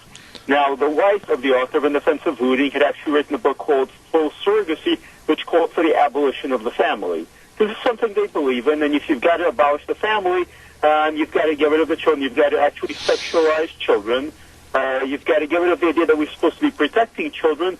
Rather, we're going to be inducting children to this whole idea of gay rights, or we've got to be experimenting on children to make them transgender. Children are just assets. They're just means to promote the leftist ideology. I guess I'm fairly naive about some of this, Daniel, because I just don't understand why. Why? There are people and organizations and groups, not only in this country but around the world, that want to spoil kids from being kids. Well, they don't actually believe that childhood is something that should be preserved. They don't believe that innocence is something that should be preserved. What they believe is that children should be used and exploited for political purposes. That you see children always being shown up, held up at political rallies. They were being shown to the floor of Black Lives Matter riots, no matter if they get hurt or not, because children are just ways for them to advance their ideology. All people are that way. They will use anything and everything to get to their goals. So children don't actually matter to them, except as means to an end. You outlined in this article, and by the way, I'm going to save this. I highlighted most of it. Basically, you highlighted most of the ills that are in our society today and what's affecting our families and our religion. Can we ever turn this bus around, or is it going to go over the cliff? Well, we have to be willing to do that, and for that we have to actually be willing to question the stuff that we're addicted to, including things like Netflix. A lot of people stepped up and began canceling Netflix. Because the first step to actually getting this out of our lives is taking a stand and even inconveniencing ourselves a little bit. You know, I want to read one more paragraph that I thought was very, very well written. And you said, quote, "A religion with a personal God makes personal morality innate and inescapable. But the secular religion of the wokes has no God, no personal morality, and no sins except the social kind. A religion that encompasses the universe can be localized in the confines of the human soul, but the social religion of leftists is enmeshed with charts and graphs about the social status of all." Explain that. That was very well written. Thank you. Bottom line is traditional religious morality is about the individual. It's about how we actually look at ourselves in the mirror and say, this is unacceptable. Where you have these kinds of political religions, there's no looking at ourselves in the mirror. Instead, it's all about joining this group and campaigning for what they campaign for and not having any sense of personal values beyond that. When the message goes out that you're supposed to support Black Lives Matter, you're not supposed to say lives matter, then they join in. They don't actually reflect it and actually say, does this meet my values? Does this make me feel like I'm doing the right thing? They don't do any of that because there's no God there. There's just this trend. Whatever's trending, that's the thing you believe. You know, how do we go about restoring this? Is it in our schools, starting at the elementary level, all the way up to our colleges and universities? Is it with our families? I mean, tell me some kind of a track to run on so we can start to put this thing in proper order. Well, the starting point there is actually reconsidering our entire relationship with the society. Yes, schools are a major issue. Popular culture, we were discussing Netflix as a major issue. The entire system that we're looking at is largely built to advance leftist ideas and leftist goals on a purely cultural level, which means we have to reconsider just how much exposure we want to that society and how we can build our own separate systems, whether it's homeschooling, whether it's looking at private education, whether it's actually unplugging from whatever the latest water cooler show is, not going to the movie theater for whatever the latest release is. It's reconsidering just what kind of relationship we want to have to a society that is toxic, that is poisonous, and that is not out just to push certain boundaries politically, but is doing so in ways that is sick and frankly evil. Do you think, Daniel, kind of a personal perspective here on our situation, do you think that there are still enough good people with moral values and family values left in this country or being raised in this country that we can invoke a change to what's right? I believe there absolutely are. The problem is those people they really don't have the power. You look back in the 60s and 70s, and there was more of a presence of mainstream middle America in the cultural industries. There just isn't now. Everything is run around New York, San Francisco, L.A., a few major urban areas. Those effectively control the country. Certainly they control the Democrat Party, the entertainment industry, so on and so forth, which means really increasingly a lot of Americans are just bowing to whatever's coming out of those places. And we have to question, is this the kind of society we want to live in? And can we build another society, one that reflects most of the country?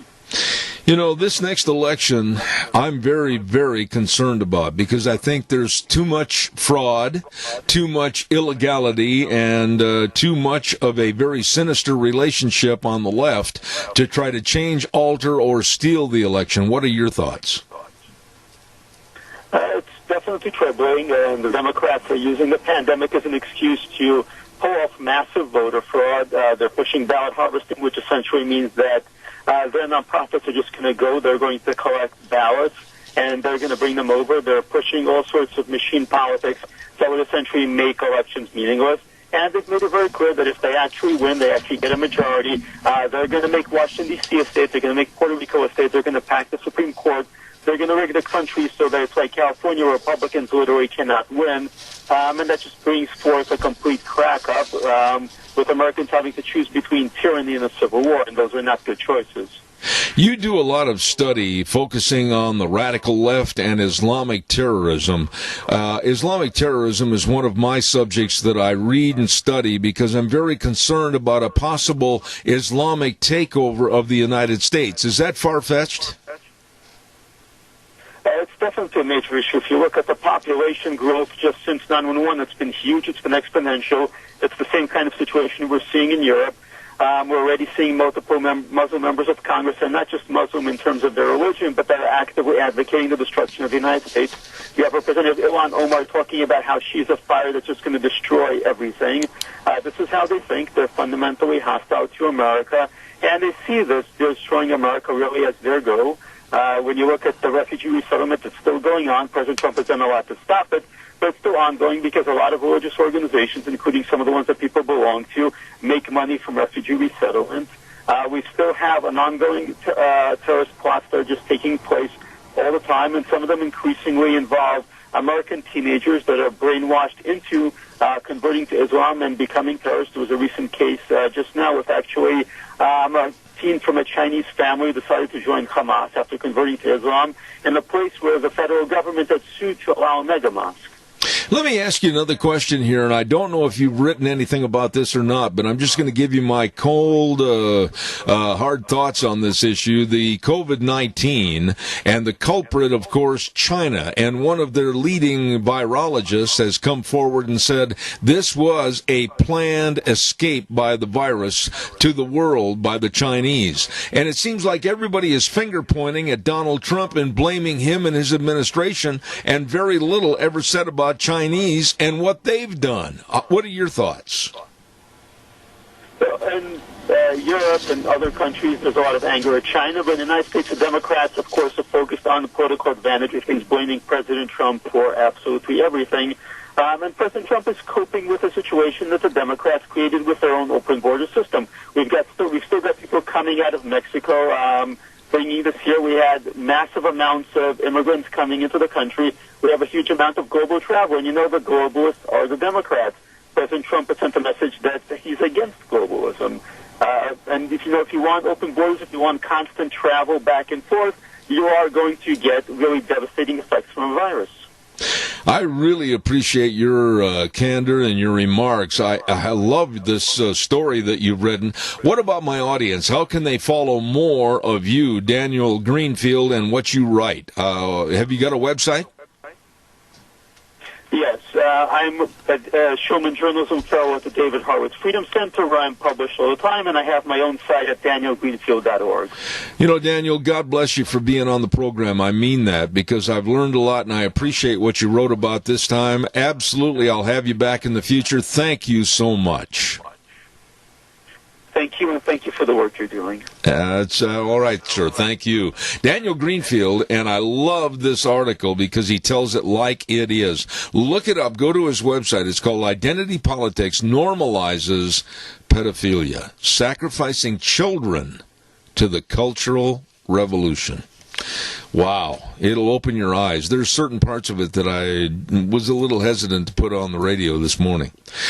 We're going to have a weather forecast right now, and then I'm going to open the lines up, and you can call and talk about anything you want to talk about. The weather brought to you by Phillips Oaks, Goodwin, Crane, and Company, and they've been providing accounting services to the Mini-Cash area for well over 50 years. I sum it up. They are the professionals, and they are the best. Tax return preparation, tax planning, business consulting, bookkeeping services, retirement planning. The list goes on in their service to you, your family, and your business. Offices in Burley and Rupert, Phillips, Oaks, Goodwin, Crane, and Company, the professionals. And right now, here's another professional, Gina with the weather. Areas of smoke for today, and it's going to be mostly sunny. Here's a look at your weather forecast. Still smoky out there, but we're not in that air quality advisory. We are looking at mostly sunny skies, high of 81, a slight breeze out of the southwest at about 5 miles an hour. Tonight, the smoke will stick around, mostly clear with a low of 50. Sunny skies for tomorrow, high of 78. Looks like a low of 46 tomorrow night. By Friday, mostly sunny and 70. That's what's your weather for Zeb. Oh, my. Yeah, it is smoky out. Caller, I'll be right with you. Don't go away. Phillips Oaks, Goodwin, Crane and Company, sponsoring our weather. As I said, the best of accounting services to you, your family, and your business. Offices at 1710 Overland and Burley and 625th Street in Rupert. The professionals, Phillips Oaks, Goodwin, Crane and Company. Caller, good morning. You're on the air.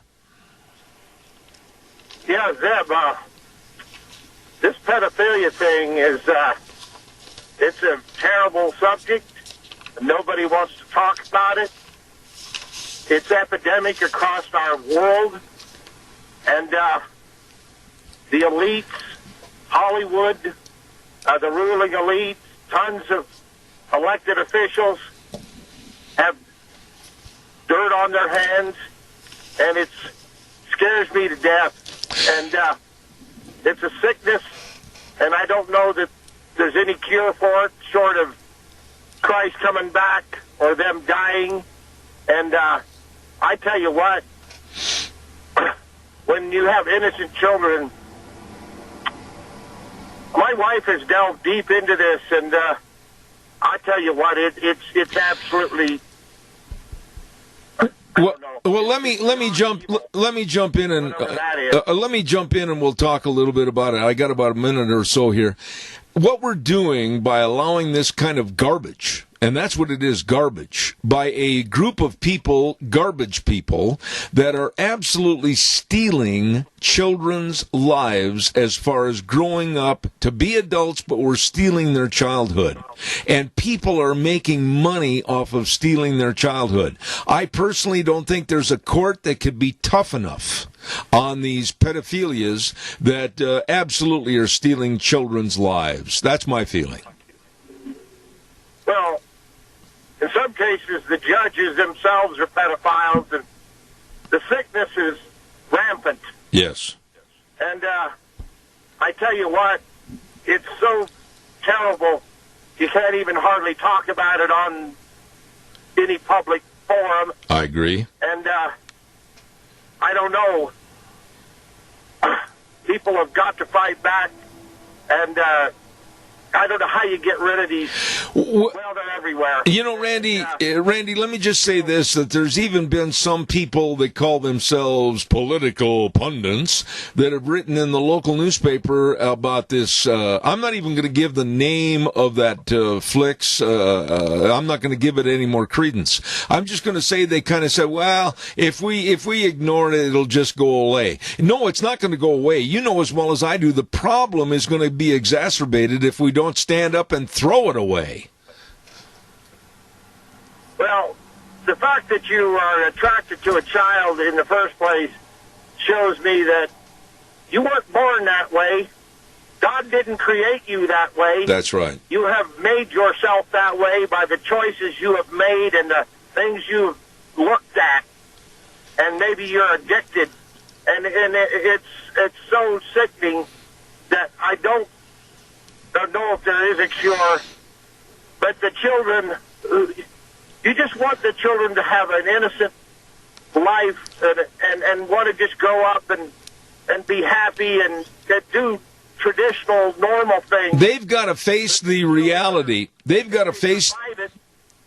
Randy, they've got to... Wait a minute. Their psyche, and in some cases, physically, they're destroyed. I agree. The kids today have got to face the reality of adulthood soon enough. Let's let them be kids. Well, this is what happens when we turn away from God. Absolutely. And you know, in the heart and soul of every person, they know whether or not that what they're doing is right or wrong. But in some cases, they've been doing wrong for so long that they, you know, there's a callous over their heart and soul, I agree. and they don't feel anything and that's the reason why they are pedophiles, because their life is so terrible, and they've made such terrible decisions. They maybe have money and they may have power, but in their heart and soul, they're black and dead. I agree. Randy, I appreciate your call. I really, really do.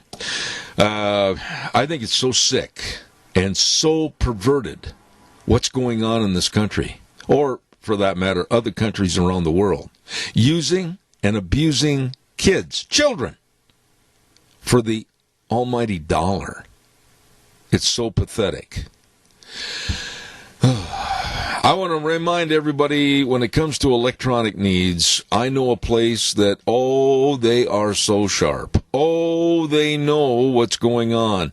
Whether it's with home theater systems, they know all the ins and outs, or the video surveillance systems, or the car stereos and speakers, all the complete sound systems, everything, all the televisions. I mean, I'm talking about Patterson's Electronics. Patterson's Electronics at 421 East Main in Burley, with people that just eat, sleep, and breathe electronics and all the know-how. Curtis and Lorena are there to serve you, along with the staff. I'm telling you, all you got to do is stop in at 421 East Main in Burley, or give them a call at 678-6997. Patterson's Electronics open Monday through Saturday, 9 to 6. You stop in and see some really great people today at Patterson's Electronics.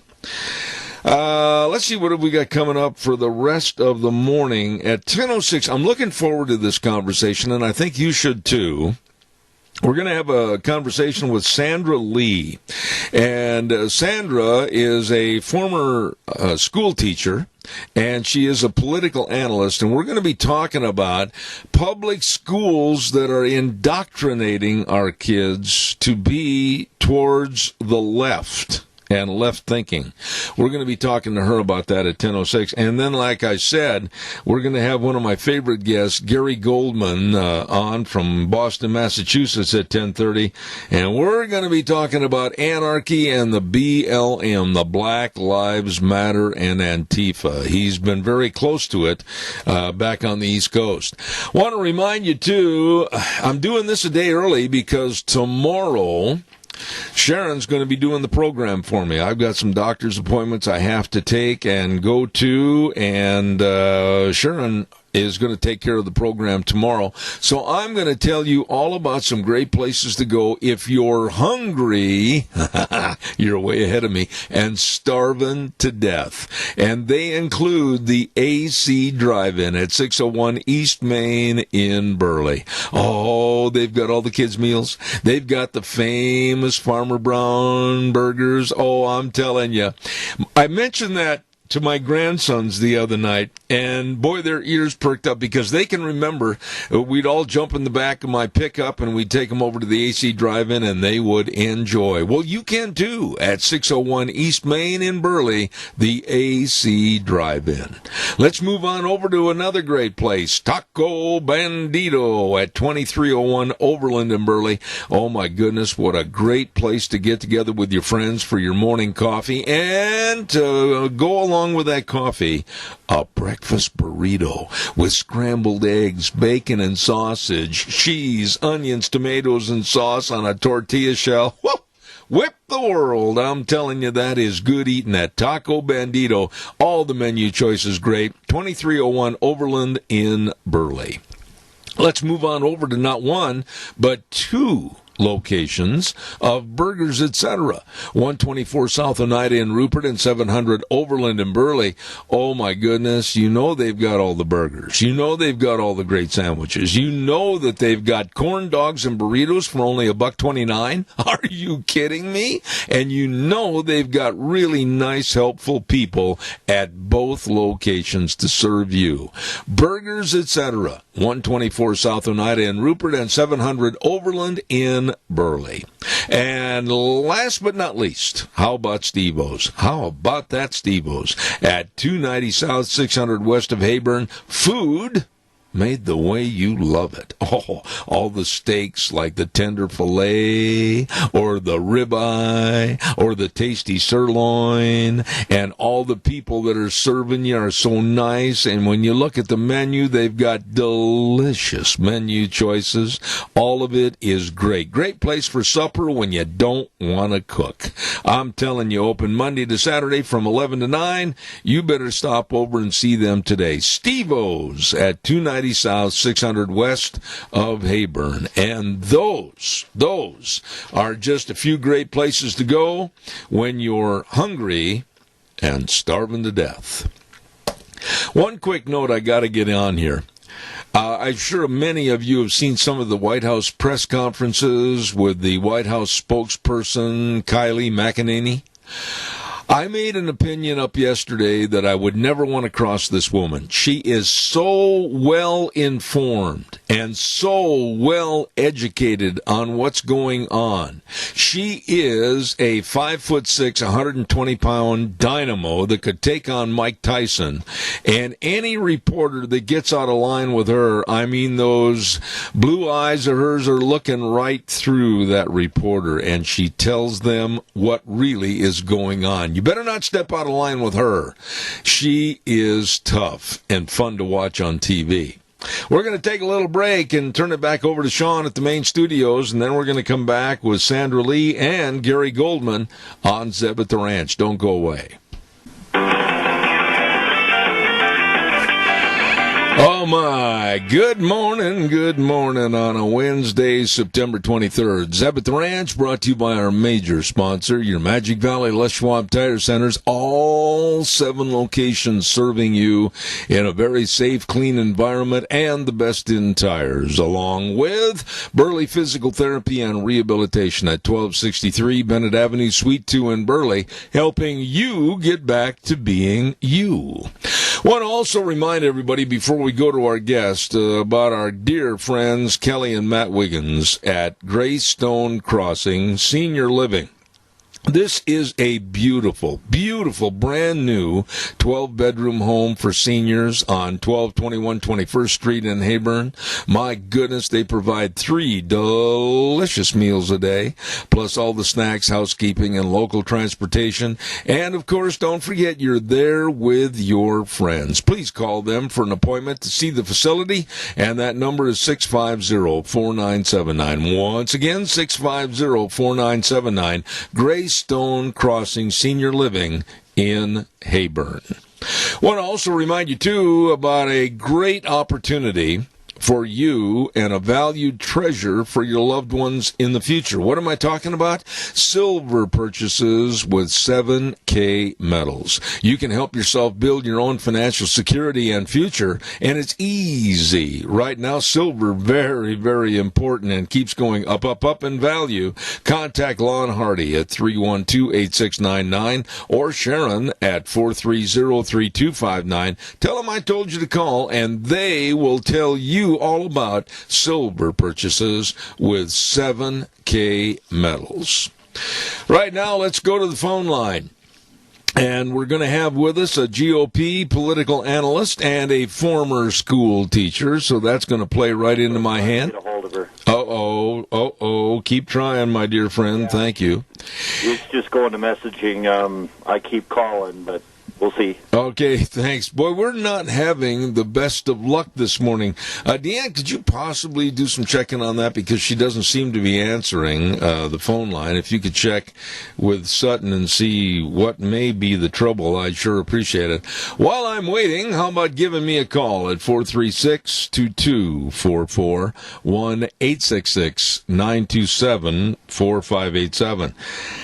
Would you, and I'm going to ask you this, and it'll help me bail out some time until we get a hold of our guest, but would you or are you planning on getting a COVID-19 vaccination when they come out? Are you going to call your local physician? Are you going to go down and be one of the first groups, if you will, in the United States to have the COVID vaccine? I read a little story this morning, and they've taken a survey, and I don't give a lot of credence to surveys. Oh, thank you. I appreciate it, Sean. We'll go back to that story a little bit later.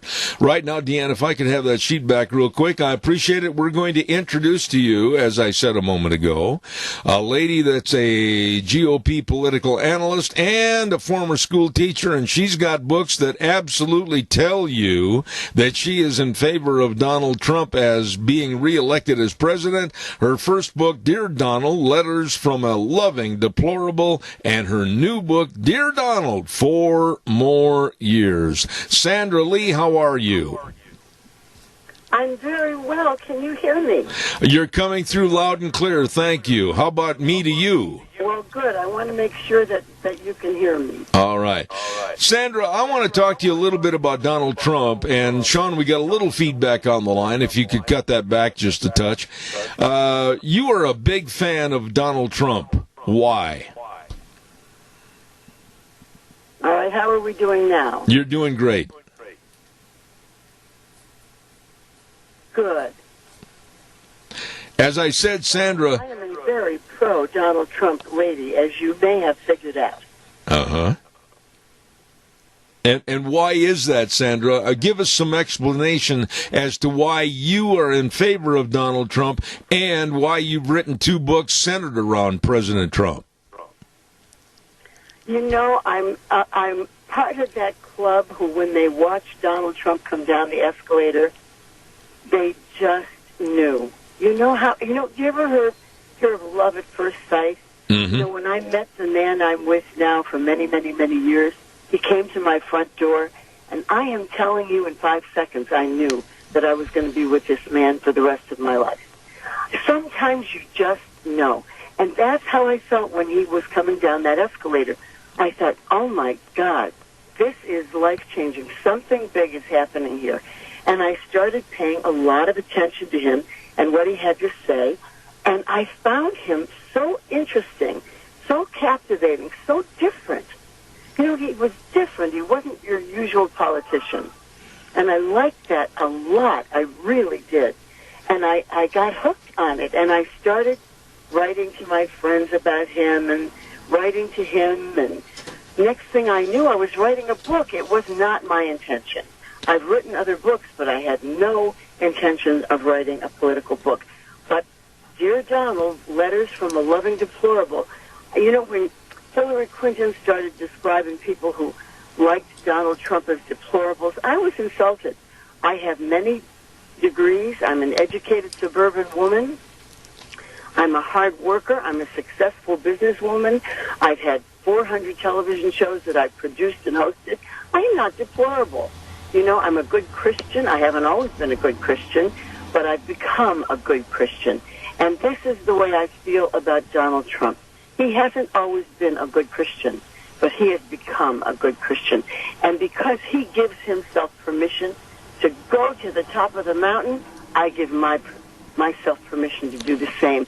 Instead of feeling guilty and remorseful endlessly about mistakes I've made in the past, I move forward in a very positive way.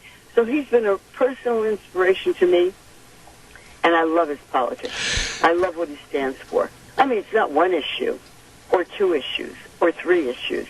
It's every issue. I love what the man stands for. Sandra, I'm going to jump in and ask you this. We are daily seeing a siege of the left with their slime and their sleaze and their accusations and their anarchy and their burning and looting. Wow. What kind of a society can the Democrats basically stand up for? And what kind of a society are we going to have if Biden and Harris take over the presidency? Well, you know, God help them. They are victims of an evil movement. Black Lives Matter. You know, I used to have respect for that group because, of course, Black Lives Matter. You know, it's a wonderful slogan, except guess what? These are Marxists, and they have a history of witchcraft and things that are very negative and very anti-Christian and very anti-Judaic and very anti-American. And so I think just now people are starting to awaken to that and say, listen, of course Black lives matter, but so do Asian lives and white lives and red lives. And green lives and blue lives, but all lives matter. And unborn lives matter. So this movement cannot take over our culture. It's a mistaken movement, and it's being run by a portion of the Democrats who have gone in a mistaken direction.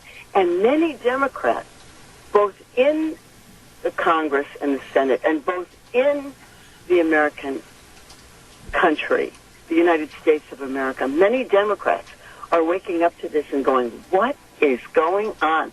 I love what's happening to the blacks. They're going, are you kidding me? I don't know what you're talking about, but this Democratic Party is not who I am. And people who live in these Democratic cities that are being demolished and now are not even being protected by police, these people are going, help, help.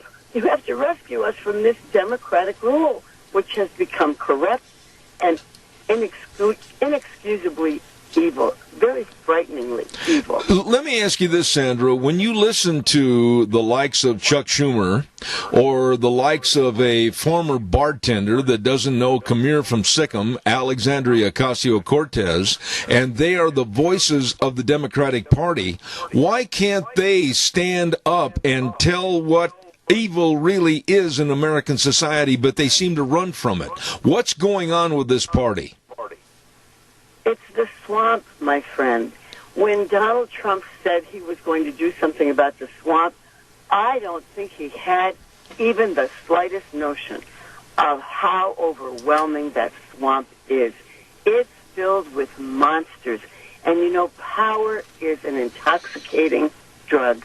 And Schumer and Pelosi, what I want to know is why are they in those leadership positions for that many years? There should be some limitation on that. We don't let a president be in charge of a large block like that for 20 years or 25 years. It's insane. They've taken their power and it has been corrupted. Power can corrupt, does corrupt, and did corrupt these people. So I don't have any faith in them. They're power hungry.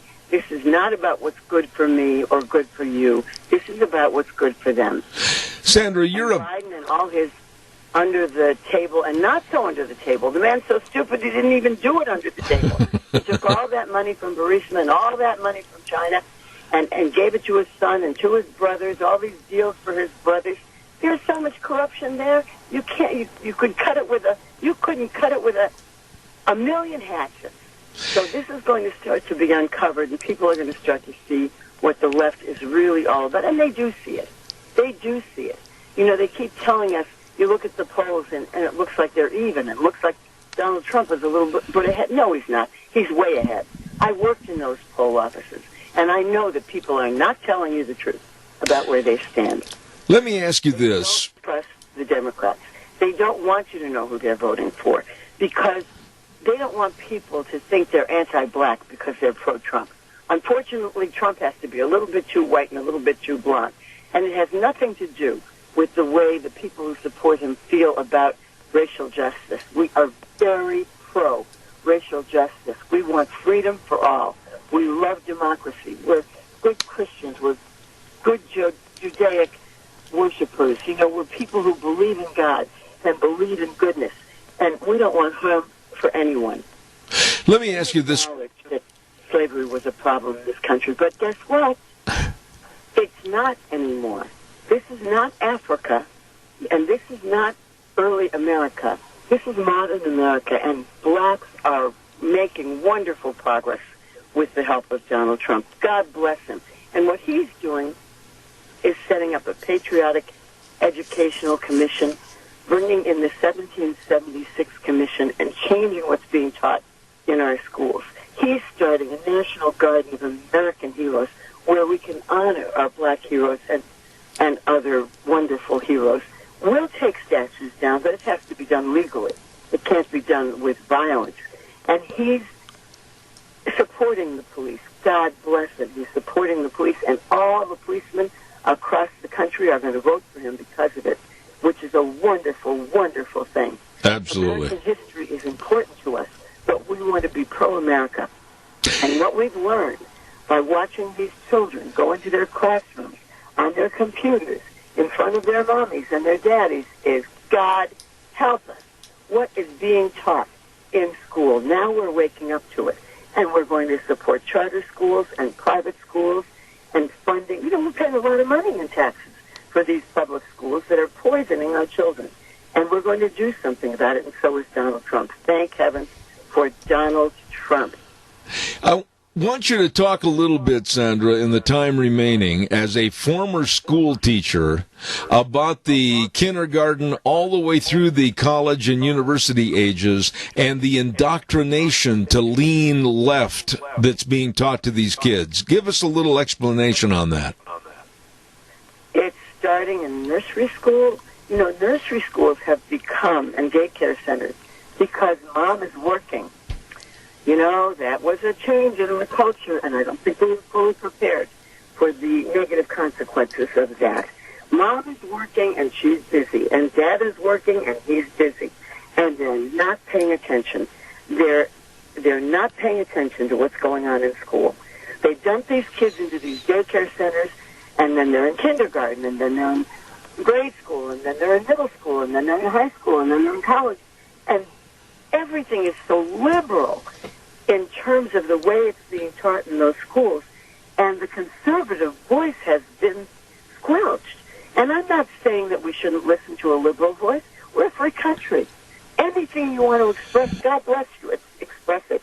But don't brainwash my children, and don't brainwash my grandchildren, and don't brainwash all the children in public schools. And, you know, the blacks have come wise to this, and they want to be in charter schools because a lot of these public schools are very poorly run. Some of them are wonderful, but many of them are not. So we want more options. We want to be more awake to what's going on in schools, and we do not want to pay these enormous prices to get our kids through college, to be indoctrinated by these professors who've never had an honest job in their lives. They're being overpaid, and they're underserving us. That's my honest opinion. Let me ask you about... You know, so you know I'm pro-teachers. Absolutely. Teachers have a calling. And I would say many of them, most of them, are wonderful human beings. But there's an underlying evil that's going on in our culture. Now, this isn't Woodstock, where and Woodstock was not so great either. There was some evil there. When we started to confuse love and sex. Free love has nothing to do with true love. And so we started there sort of disintegrating our values molecularly, year by year, decade by decade, and we have become a valueless culture that can actually consider aborting a baby. By mistake, it's alive, and then maybe killing it anyway. I mean, what has happened to our morality? When I was 20, I was a very different person from the person I am now. I have awakened. I have grown spiritually. And I realized the mistakes we've made in raising our children and in indoctrinating our school children with these very liberal and very lacking in spiritual maturity values. Absolutely. Sandra, I want to quickly, in the time remaining, have you talk about your new book, Dear Donald, 4 More Years. What's the message that you want the readers to take from that book? I'll tell you what the message is. I wrote a gazillion letters to Donald Trump, and I've been doing it for years. And what I'm really trying to say in those letters, well, the Bible is based on letters. The apostles spoke to the crowds very often through their letters. A letter can be a very powerful thing. Mm-hmm. But the important message is, in my book, it's loving. It's letters from a, quote, loving deplorable. It's kind. It's hopeful. It's spiritual. It's much more spiritual than I thought it would be. But that kind of poured out of me like tongues, I swear to God. It was not my intention. But it tended to be quite spiritual. It's relaxing. It's encouraging. It's insightful. It talks about every event that happened while Donald Trump was in office. But it brings not only insight, but hope and calm and comfort to those conversations. It's good news. It's inspirational. It's redemptive. We've had enough negativity in this country, and we need to return the hope of God, and our best selves to bring us to a better, more mature, more evolved, more humane, more caring culture. And I think Donald Trump wants that. I want that. And so I'm voting for him, I can tell you that. There you go. Let me ask you, the book's called Dear Donald, 4 More Years, or the first book, Dear Donald, Letters from a Loving Deplorable. Tell my audience where they can find these books. Well, right now, Barnes & Noble is the fastest way to get the book.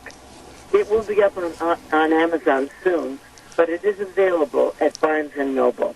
And it'll make you happy. I appreciate that. Sandra Lee, please come back in the future. I've enjoyed our conversation, and I'll look forward to having you back on the show. Thank you so much. My pleasure. It was so nice to talk to you. Thank you. Very nice lady, and good message as she goes into our education system and her support of Donald Trump, not only in the first book called Dear Donald, Letters from a Loving Deplorable, but now the second book, Dear Donald, 4 More Years. Sandra Lee, political analyst and former school teacher. Thank you. Let's take a look at what we've got to get done here. First and foremost, there is going to be a great big auction coming up in Gooding on this Saturday, and managed by my old buddy Joe Bennett and the Bennett Boys Auction Service. It's going to be at 11 o'clock on Saturday morning, this Saturday, September 26th, located over in Gooding at 2243 East, 1850 South, and just look for the signs. You'll see it at the south end of Gooding, Maverick Store. Go east 3 miles, you'll see all the signs to the sale. They're going to have a pickup, a custom F350 Ford pickup, guns and sporting items, a lot of saddles and tack and horse equipment, and a lot of antiques and collectibles and novelty items, shop tools, lawn and garden items, everything else. All of this at the Dan Danozer Living Estate Sale at 11 o'clock this Saturday over in Gooding. Once again at 2243 East, 1850 South. Don't forget, managed by the Bennett Boys Auction Service. No sale too big, no sale too small. The Bennett Boys, they sell them all. Absolutely. Another good word before we send it back over to Sean at our main studio. I want to remind everybody, I am going to be gone tomorrow. I've got some doctor's appointments I have to take care of, and also for Deanne, and we're going to make sure that she's first and foremost. So we'll not be on the air tomorrow morning, but Sharon will be filling in, and she always does a phenomenal job, so we appreciate that. Want to remind you, too, about our dear friends at Lee's Furniture, Floors, and More. And they're located at 459 Overland in Burley. Don't forget, they've got all the mattresses, like the Simmons Beauty Rest mattresses for a good night's sleep. And they've got all the window coverings, the blinds and the shades and the coverings. And they've got all the vinyl plank and the floor coverings and all the carpet, rolls and rolls and rolls of carpet. All of this and more with all the furniture buys at Lee's Furniture, Floors, and More. Don't forget, they've got one of the largest selections of recliners you could ever find anywhere. Stop in and see Jeff and the crew today at Lee's Furniture, Floors, and More, 459 Overland in Burley. Okay, we've taken care of that and the Bennett Boys, and again, our well wishes and prayers go out to Senator Kelly Anthon after surgery. He is doing well, and as soon as I get an update, I'll pass it on to you, believe me, but our thoughts and prayers go to Kelly. A good man, Senator Kelly Anthon, and I hope all is going well in his recovery. And hopefully we'll get him back on the air before too long. Right now, I'm going to send this back over to Sean at our main studios, and then we're coming back with Gary Goldman. And he's in Boston, Massachusetts. I think you're really going to enjoy him, so stay tuned. And now, back to Zeb at the Ranch on AM 1230 KBAR. To reach Zeb, call 436-2244 or toll free 1-866-927-4587. And now, here is Zeb. Oh, my. We're back in the saddle for the last half hour, and I want to say a big shout-out to everybody that's been calling in this morning. Excellent calls. Thank you very much. Our next guest, I'm going to read you all the accolades about this man, but I find him to be very interesting every time he's on my program. As a nationally recognized host of Business, Politics, and Lifestyles, a weekly talk show airing in the Boston metro area in Massachusetts, and the author of My Big Mouth and the Ugly Truth, taking the stress out of opinions versus fact. Hello, Gary Goldman. How are you? I'm doing wonderful, Zeb. How are you? Well, I got to tell you, Gary, I'm nervous. I'm not afraid, but I'm very nervous as to what's going on in this election coming up in 40 days. I don't trust the Democrats. I don't trust the left. I think there's going to be a lot of fraudulent and illegal voting, if you will, by mail-in ballots. All of that being said, what are your thoughts? No, there's no reason to trust the left. And the more you see Joe Biden in hiding, you have to start to wonder what they have a plan to try and throw this election. He's not out really doing any campaigning, short distance away from the election cycle. So we should be concerned. Look, it'd be one thing if they had mail-in ballots and we said, look, the 3rd of November, your ballot has to be in. We have all of these communities, we have judges that are saying, wait a second here, let's give them a couple of extra days or a week. That's not responsible. That's not the way this thing should be handled, because Zeb, that they do have some means that they're trying to rig this election. They can't be doing it with their candidate in any normal type of election process. So this is their only hope to try and rig the elections. Bloomfield spending the money in Florida. I mean, there's all sorts of crazy things going on. Wait a minute. Why are we allowing this? And Sean, over at the station, I've got feedback coming down the line, please. Why are we allowing this? Why are the Republicans allowing this? Why are people with any kind of moral or a moral compass of right and wrong, why are we allowing the elongation of the vote to go maybe to November 6th, maybe to November 8th? Oh, well, we found a bag in the closet. Let's count those. Why are we allowing this? Yeah, I mean, that's the million-dollar question. It's the same question I ask them when I wonder why the good people in New York or cities that are being rampaged every night by these anarchists are tolerating it and not putting up a fight about it. Look, we should be screaming, yelling. The Republican Party should be in court themselves saying, no, the deal is Election Day is the 3rd. The ballots are out on time. The 3rd, the ballots are in. End of conversation. They're going to try and use so many different excuses as to why we have to hold this out. But it's not right, Seth. It's purely not right. It is the wrong precedent to be setting in this country when it comes to elections. You just touched on this a moment ago, Gary, and I want you to elaborate on it.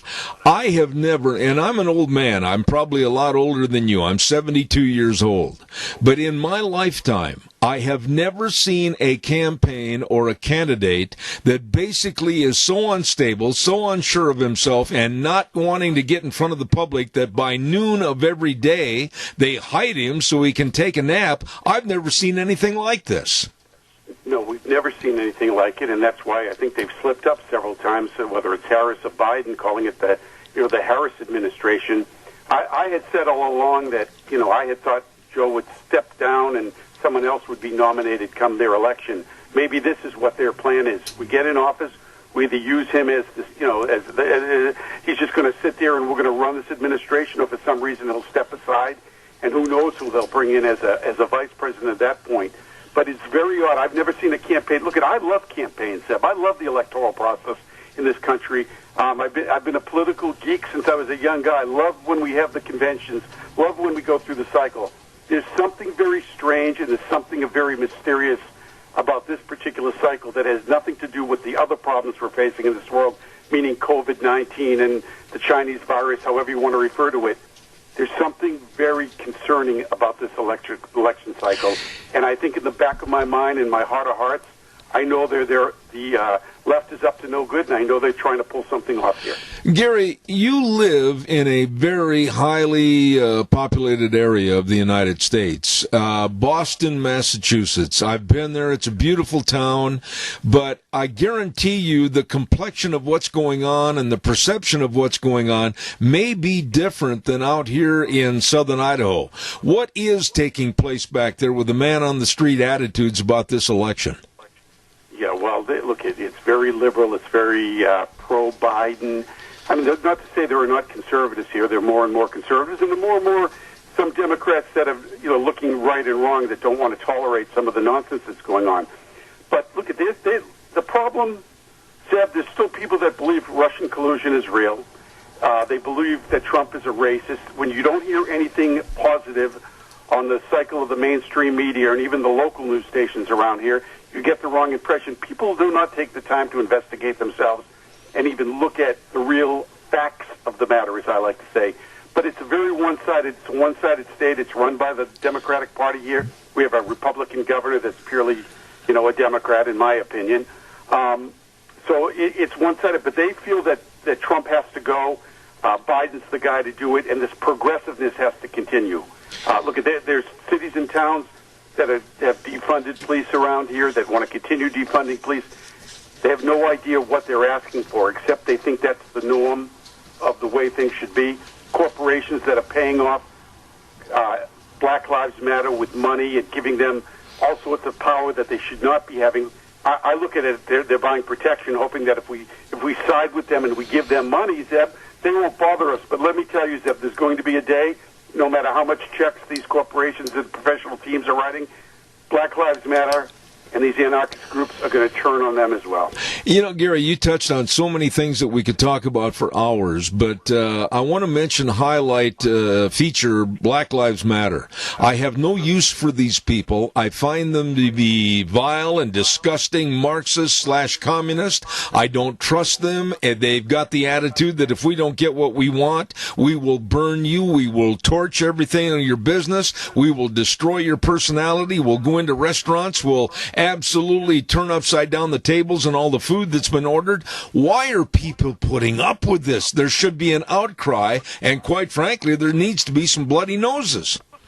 Right. Well, number one, they're putting up with it. I think most people are fearful. They're very scared. They don't know what to do. You're in a restaurant and you're confronted like that. Shame on the restaurant for allowing it to happen. As I told the individual I was having a conversation with, I can assure you that whoever confronts me or bothers my family will be drinking my soup long before I do, because I wouldn't tolerate it at a table nor anywhere. But violence isn't the answer. But you're right. There needs to be some bloody noses when you have mayors and governors that are allowing this to go on. This is what you get, Zeb. It's like when you allow a child to run wild and you don't discipline them, you get behavior like this. This is what we have. The mayor and governor of New York are screaming because the president's going to cut federal funding off. Hey, Mr. Mayor and Governor, what about the social contract that I had with you?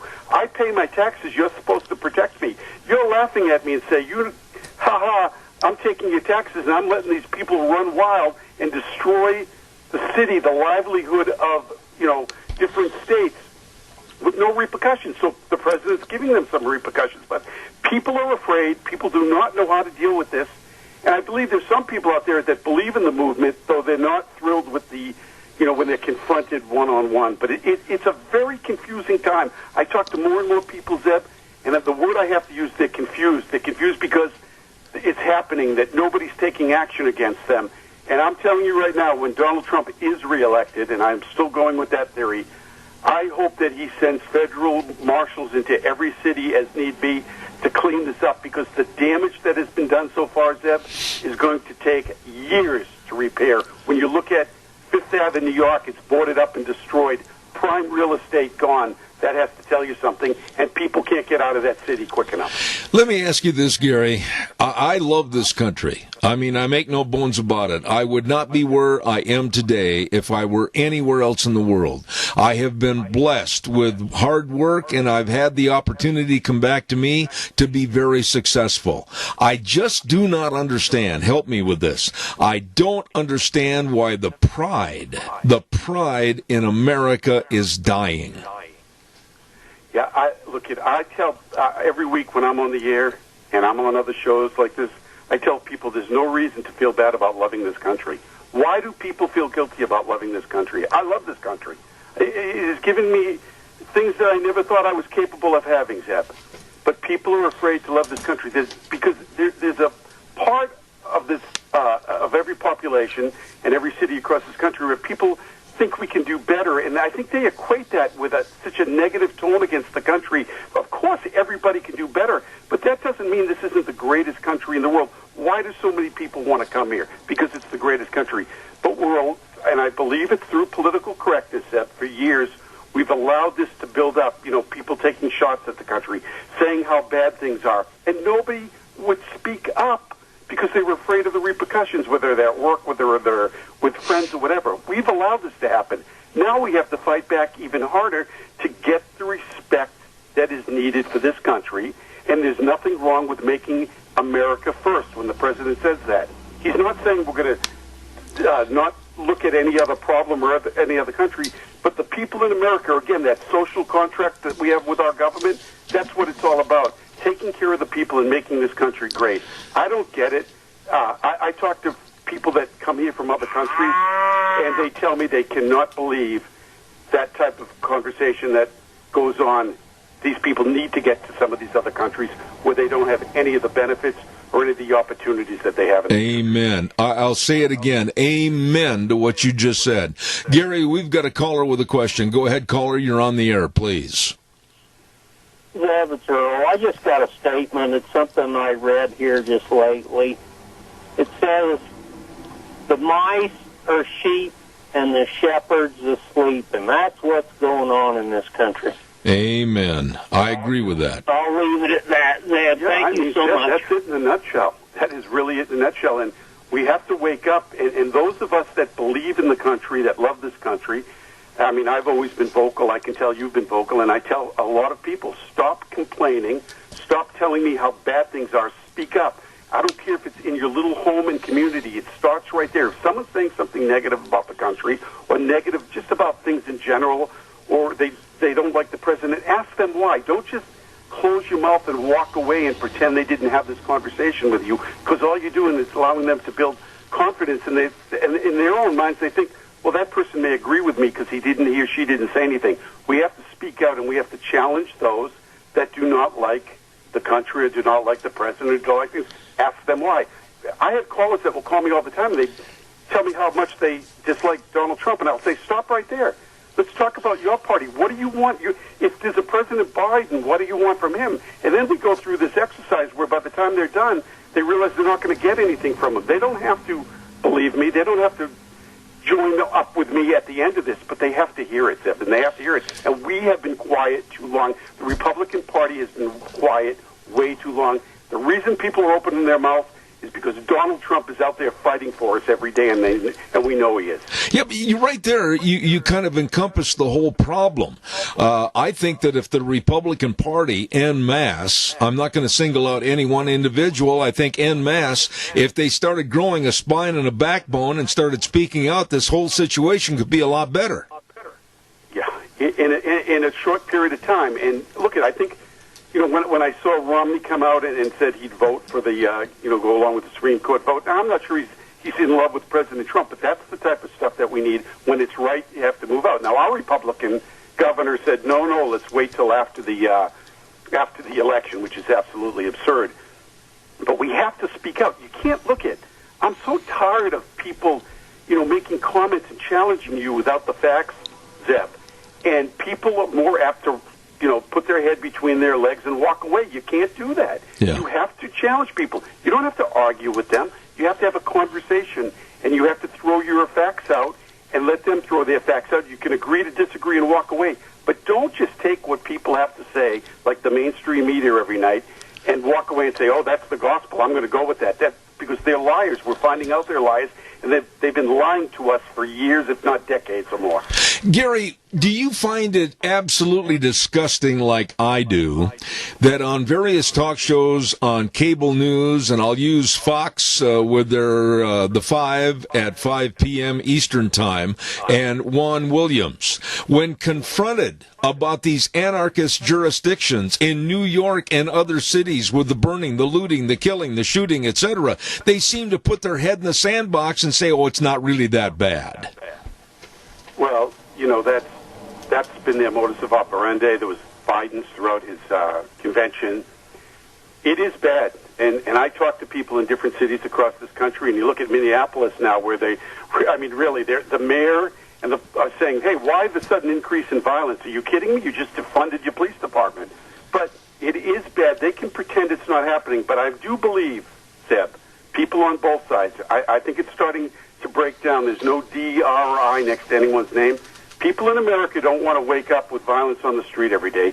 People in America don't want anarchist groups like BLM running their cities and destroying their cities on a daily basis. They don't want guerrilla warfare, and they don't want terrorism in the cities of this country. And I think that is going to, I know that is going to come out in the current election, because people will tolerate a lot of things, but they will not tolerate the violence going on. And the sad part of this, we're all going to have to pay for it, whether it's in New York, whether it's in Chicago, whether it's in Minneapolis, because let's face it, insurance companies are going to have to spread that cost across the country to make up their losses they're having. It's shame on us for tolerating that. You know, Gary, one thing I want you to comment on, we have members of our own industry, the communications and news industry, that absolutely are off the ball. And I'm going to be talking about Don Lemon of CNN when he calls for the elimination of the Electoral College. And then in a conversation he had with Cuomo on the air, he says, if we don't win, we better blow up the system. That's the kind of absolute lack of respect for this country that we've got to clean up. Well, that's where it's all started. The mainstream media has been the culprit of a lot of what's going on. Look, I heard those comments and I laughed to myself, because first of all, they must have missed their poli-sci classes and their political science classes in college or in high school, wherever they were taking this stuff. But we're not going to blow. They may want to blow up the system, but no one wants violence. But if it comes to the street, what these anarchists have to understand, if they come into suburbs of certain parts of America, they're going to start a war with people that they wish they never started, Zeb. And I don't want to see that happen. Nobody wants to see that happen. But, it's so irresponsible to get on the TV and say we have to blow up the system. Why? They're like spoiled little kids. They didn't get their way. I don't get my way every day, Zeb. In my business, I don't win every bid. I don't go and call a client, hey, I didn't get that bid, or we didn't get that, particular work. We're going to do X, Y, Z to you. That's not how society works. But that's how they keep talking every day. So there are generations of individuals that believe if we yell and scream and we burn down buildings, we're going to get our way. No. And they're going to go too far. And look, I believe there's been a revolution going on in this country for many years now, on certain levels, not like we read about in history. But we will get to that point. Unfortunately, if people like those on CNN keep pushing the narrative, because most law-abiding Americans are not going to tolerate this, and there are a lot of armed Americans out there, Zeb. Absolutely. And thank God that they are armed, because, as we know, the poor police, in some cases, can't handle the situation. Absolutely. Real quick, I've only got 2 minutes left, Gary. I want you to give your thoughts on the upcoming next Tuesday debate. What do you think's going to happen? Yeah, I mean, I think they're going to, Biden will be out there. He's going to try and run around Trump with questions, but Trump is going to go after him. But there's a part of me, Zeb, that says there's a long time between now and next Tuesday. Anything could happen. This guy could decide not to be there. That's right. He could show up with Kamala Harris there. Who the heck knows what they're up to, Zeb? Gary, you are a breath of fresh air every time I have you on the program. I appreciate it. Gary Goldman, and he's also the author of the book called My Big Mouth and the Ugly Truth, taking the stress out of opinions versus fact. Gary, you got to come back soon, and we'll talk some more. I appreciate you. Zeb, stay well. God bless, and thank you for the opportunity. Thank you so much. Gary Goldman, and I just love that guy on the air. He gives us the flavor of what's happening on the East Coast. He's back in Boston, Massachusetts. Oh boy, we've got to get a weather on and some other things real quick. Yeah, I know, I'm running late again. That's my modus operandi. I want to talk to you about Edith's Cafe. Oh, my good food. I had some people call that when they had their trailer over at the Cache County Fair, they said, boy, oh boy, you weren't kidding. They've got some super great food right there at Edith's Cafe. They are located at 144 East Highway 81 in Burley, right across from the golf course. You can't miss them.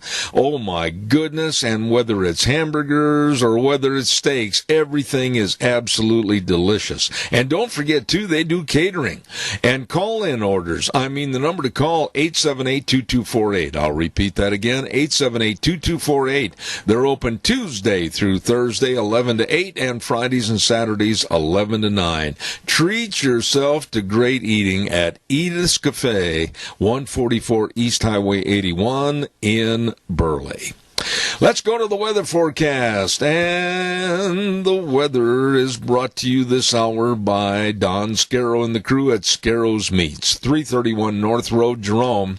I just drool thinking about all those delicious meats, whether it's the marinated pork ribs or all the hams, or maybe the tri-tip, or all the different flavors of bacon, and they've got all the sausages and the bratwurst. Yep, I'm drooling again.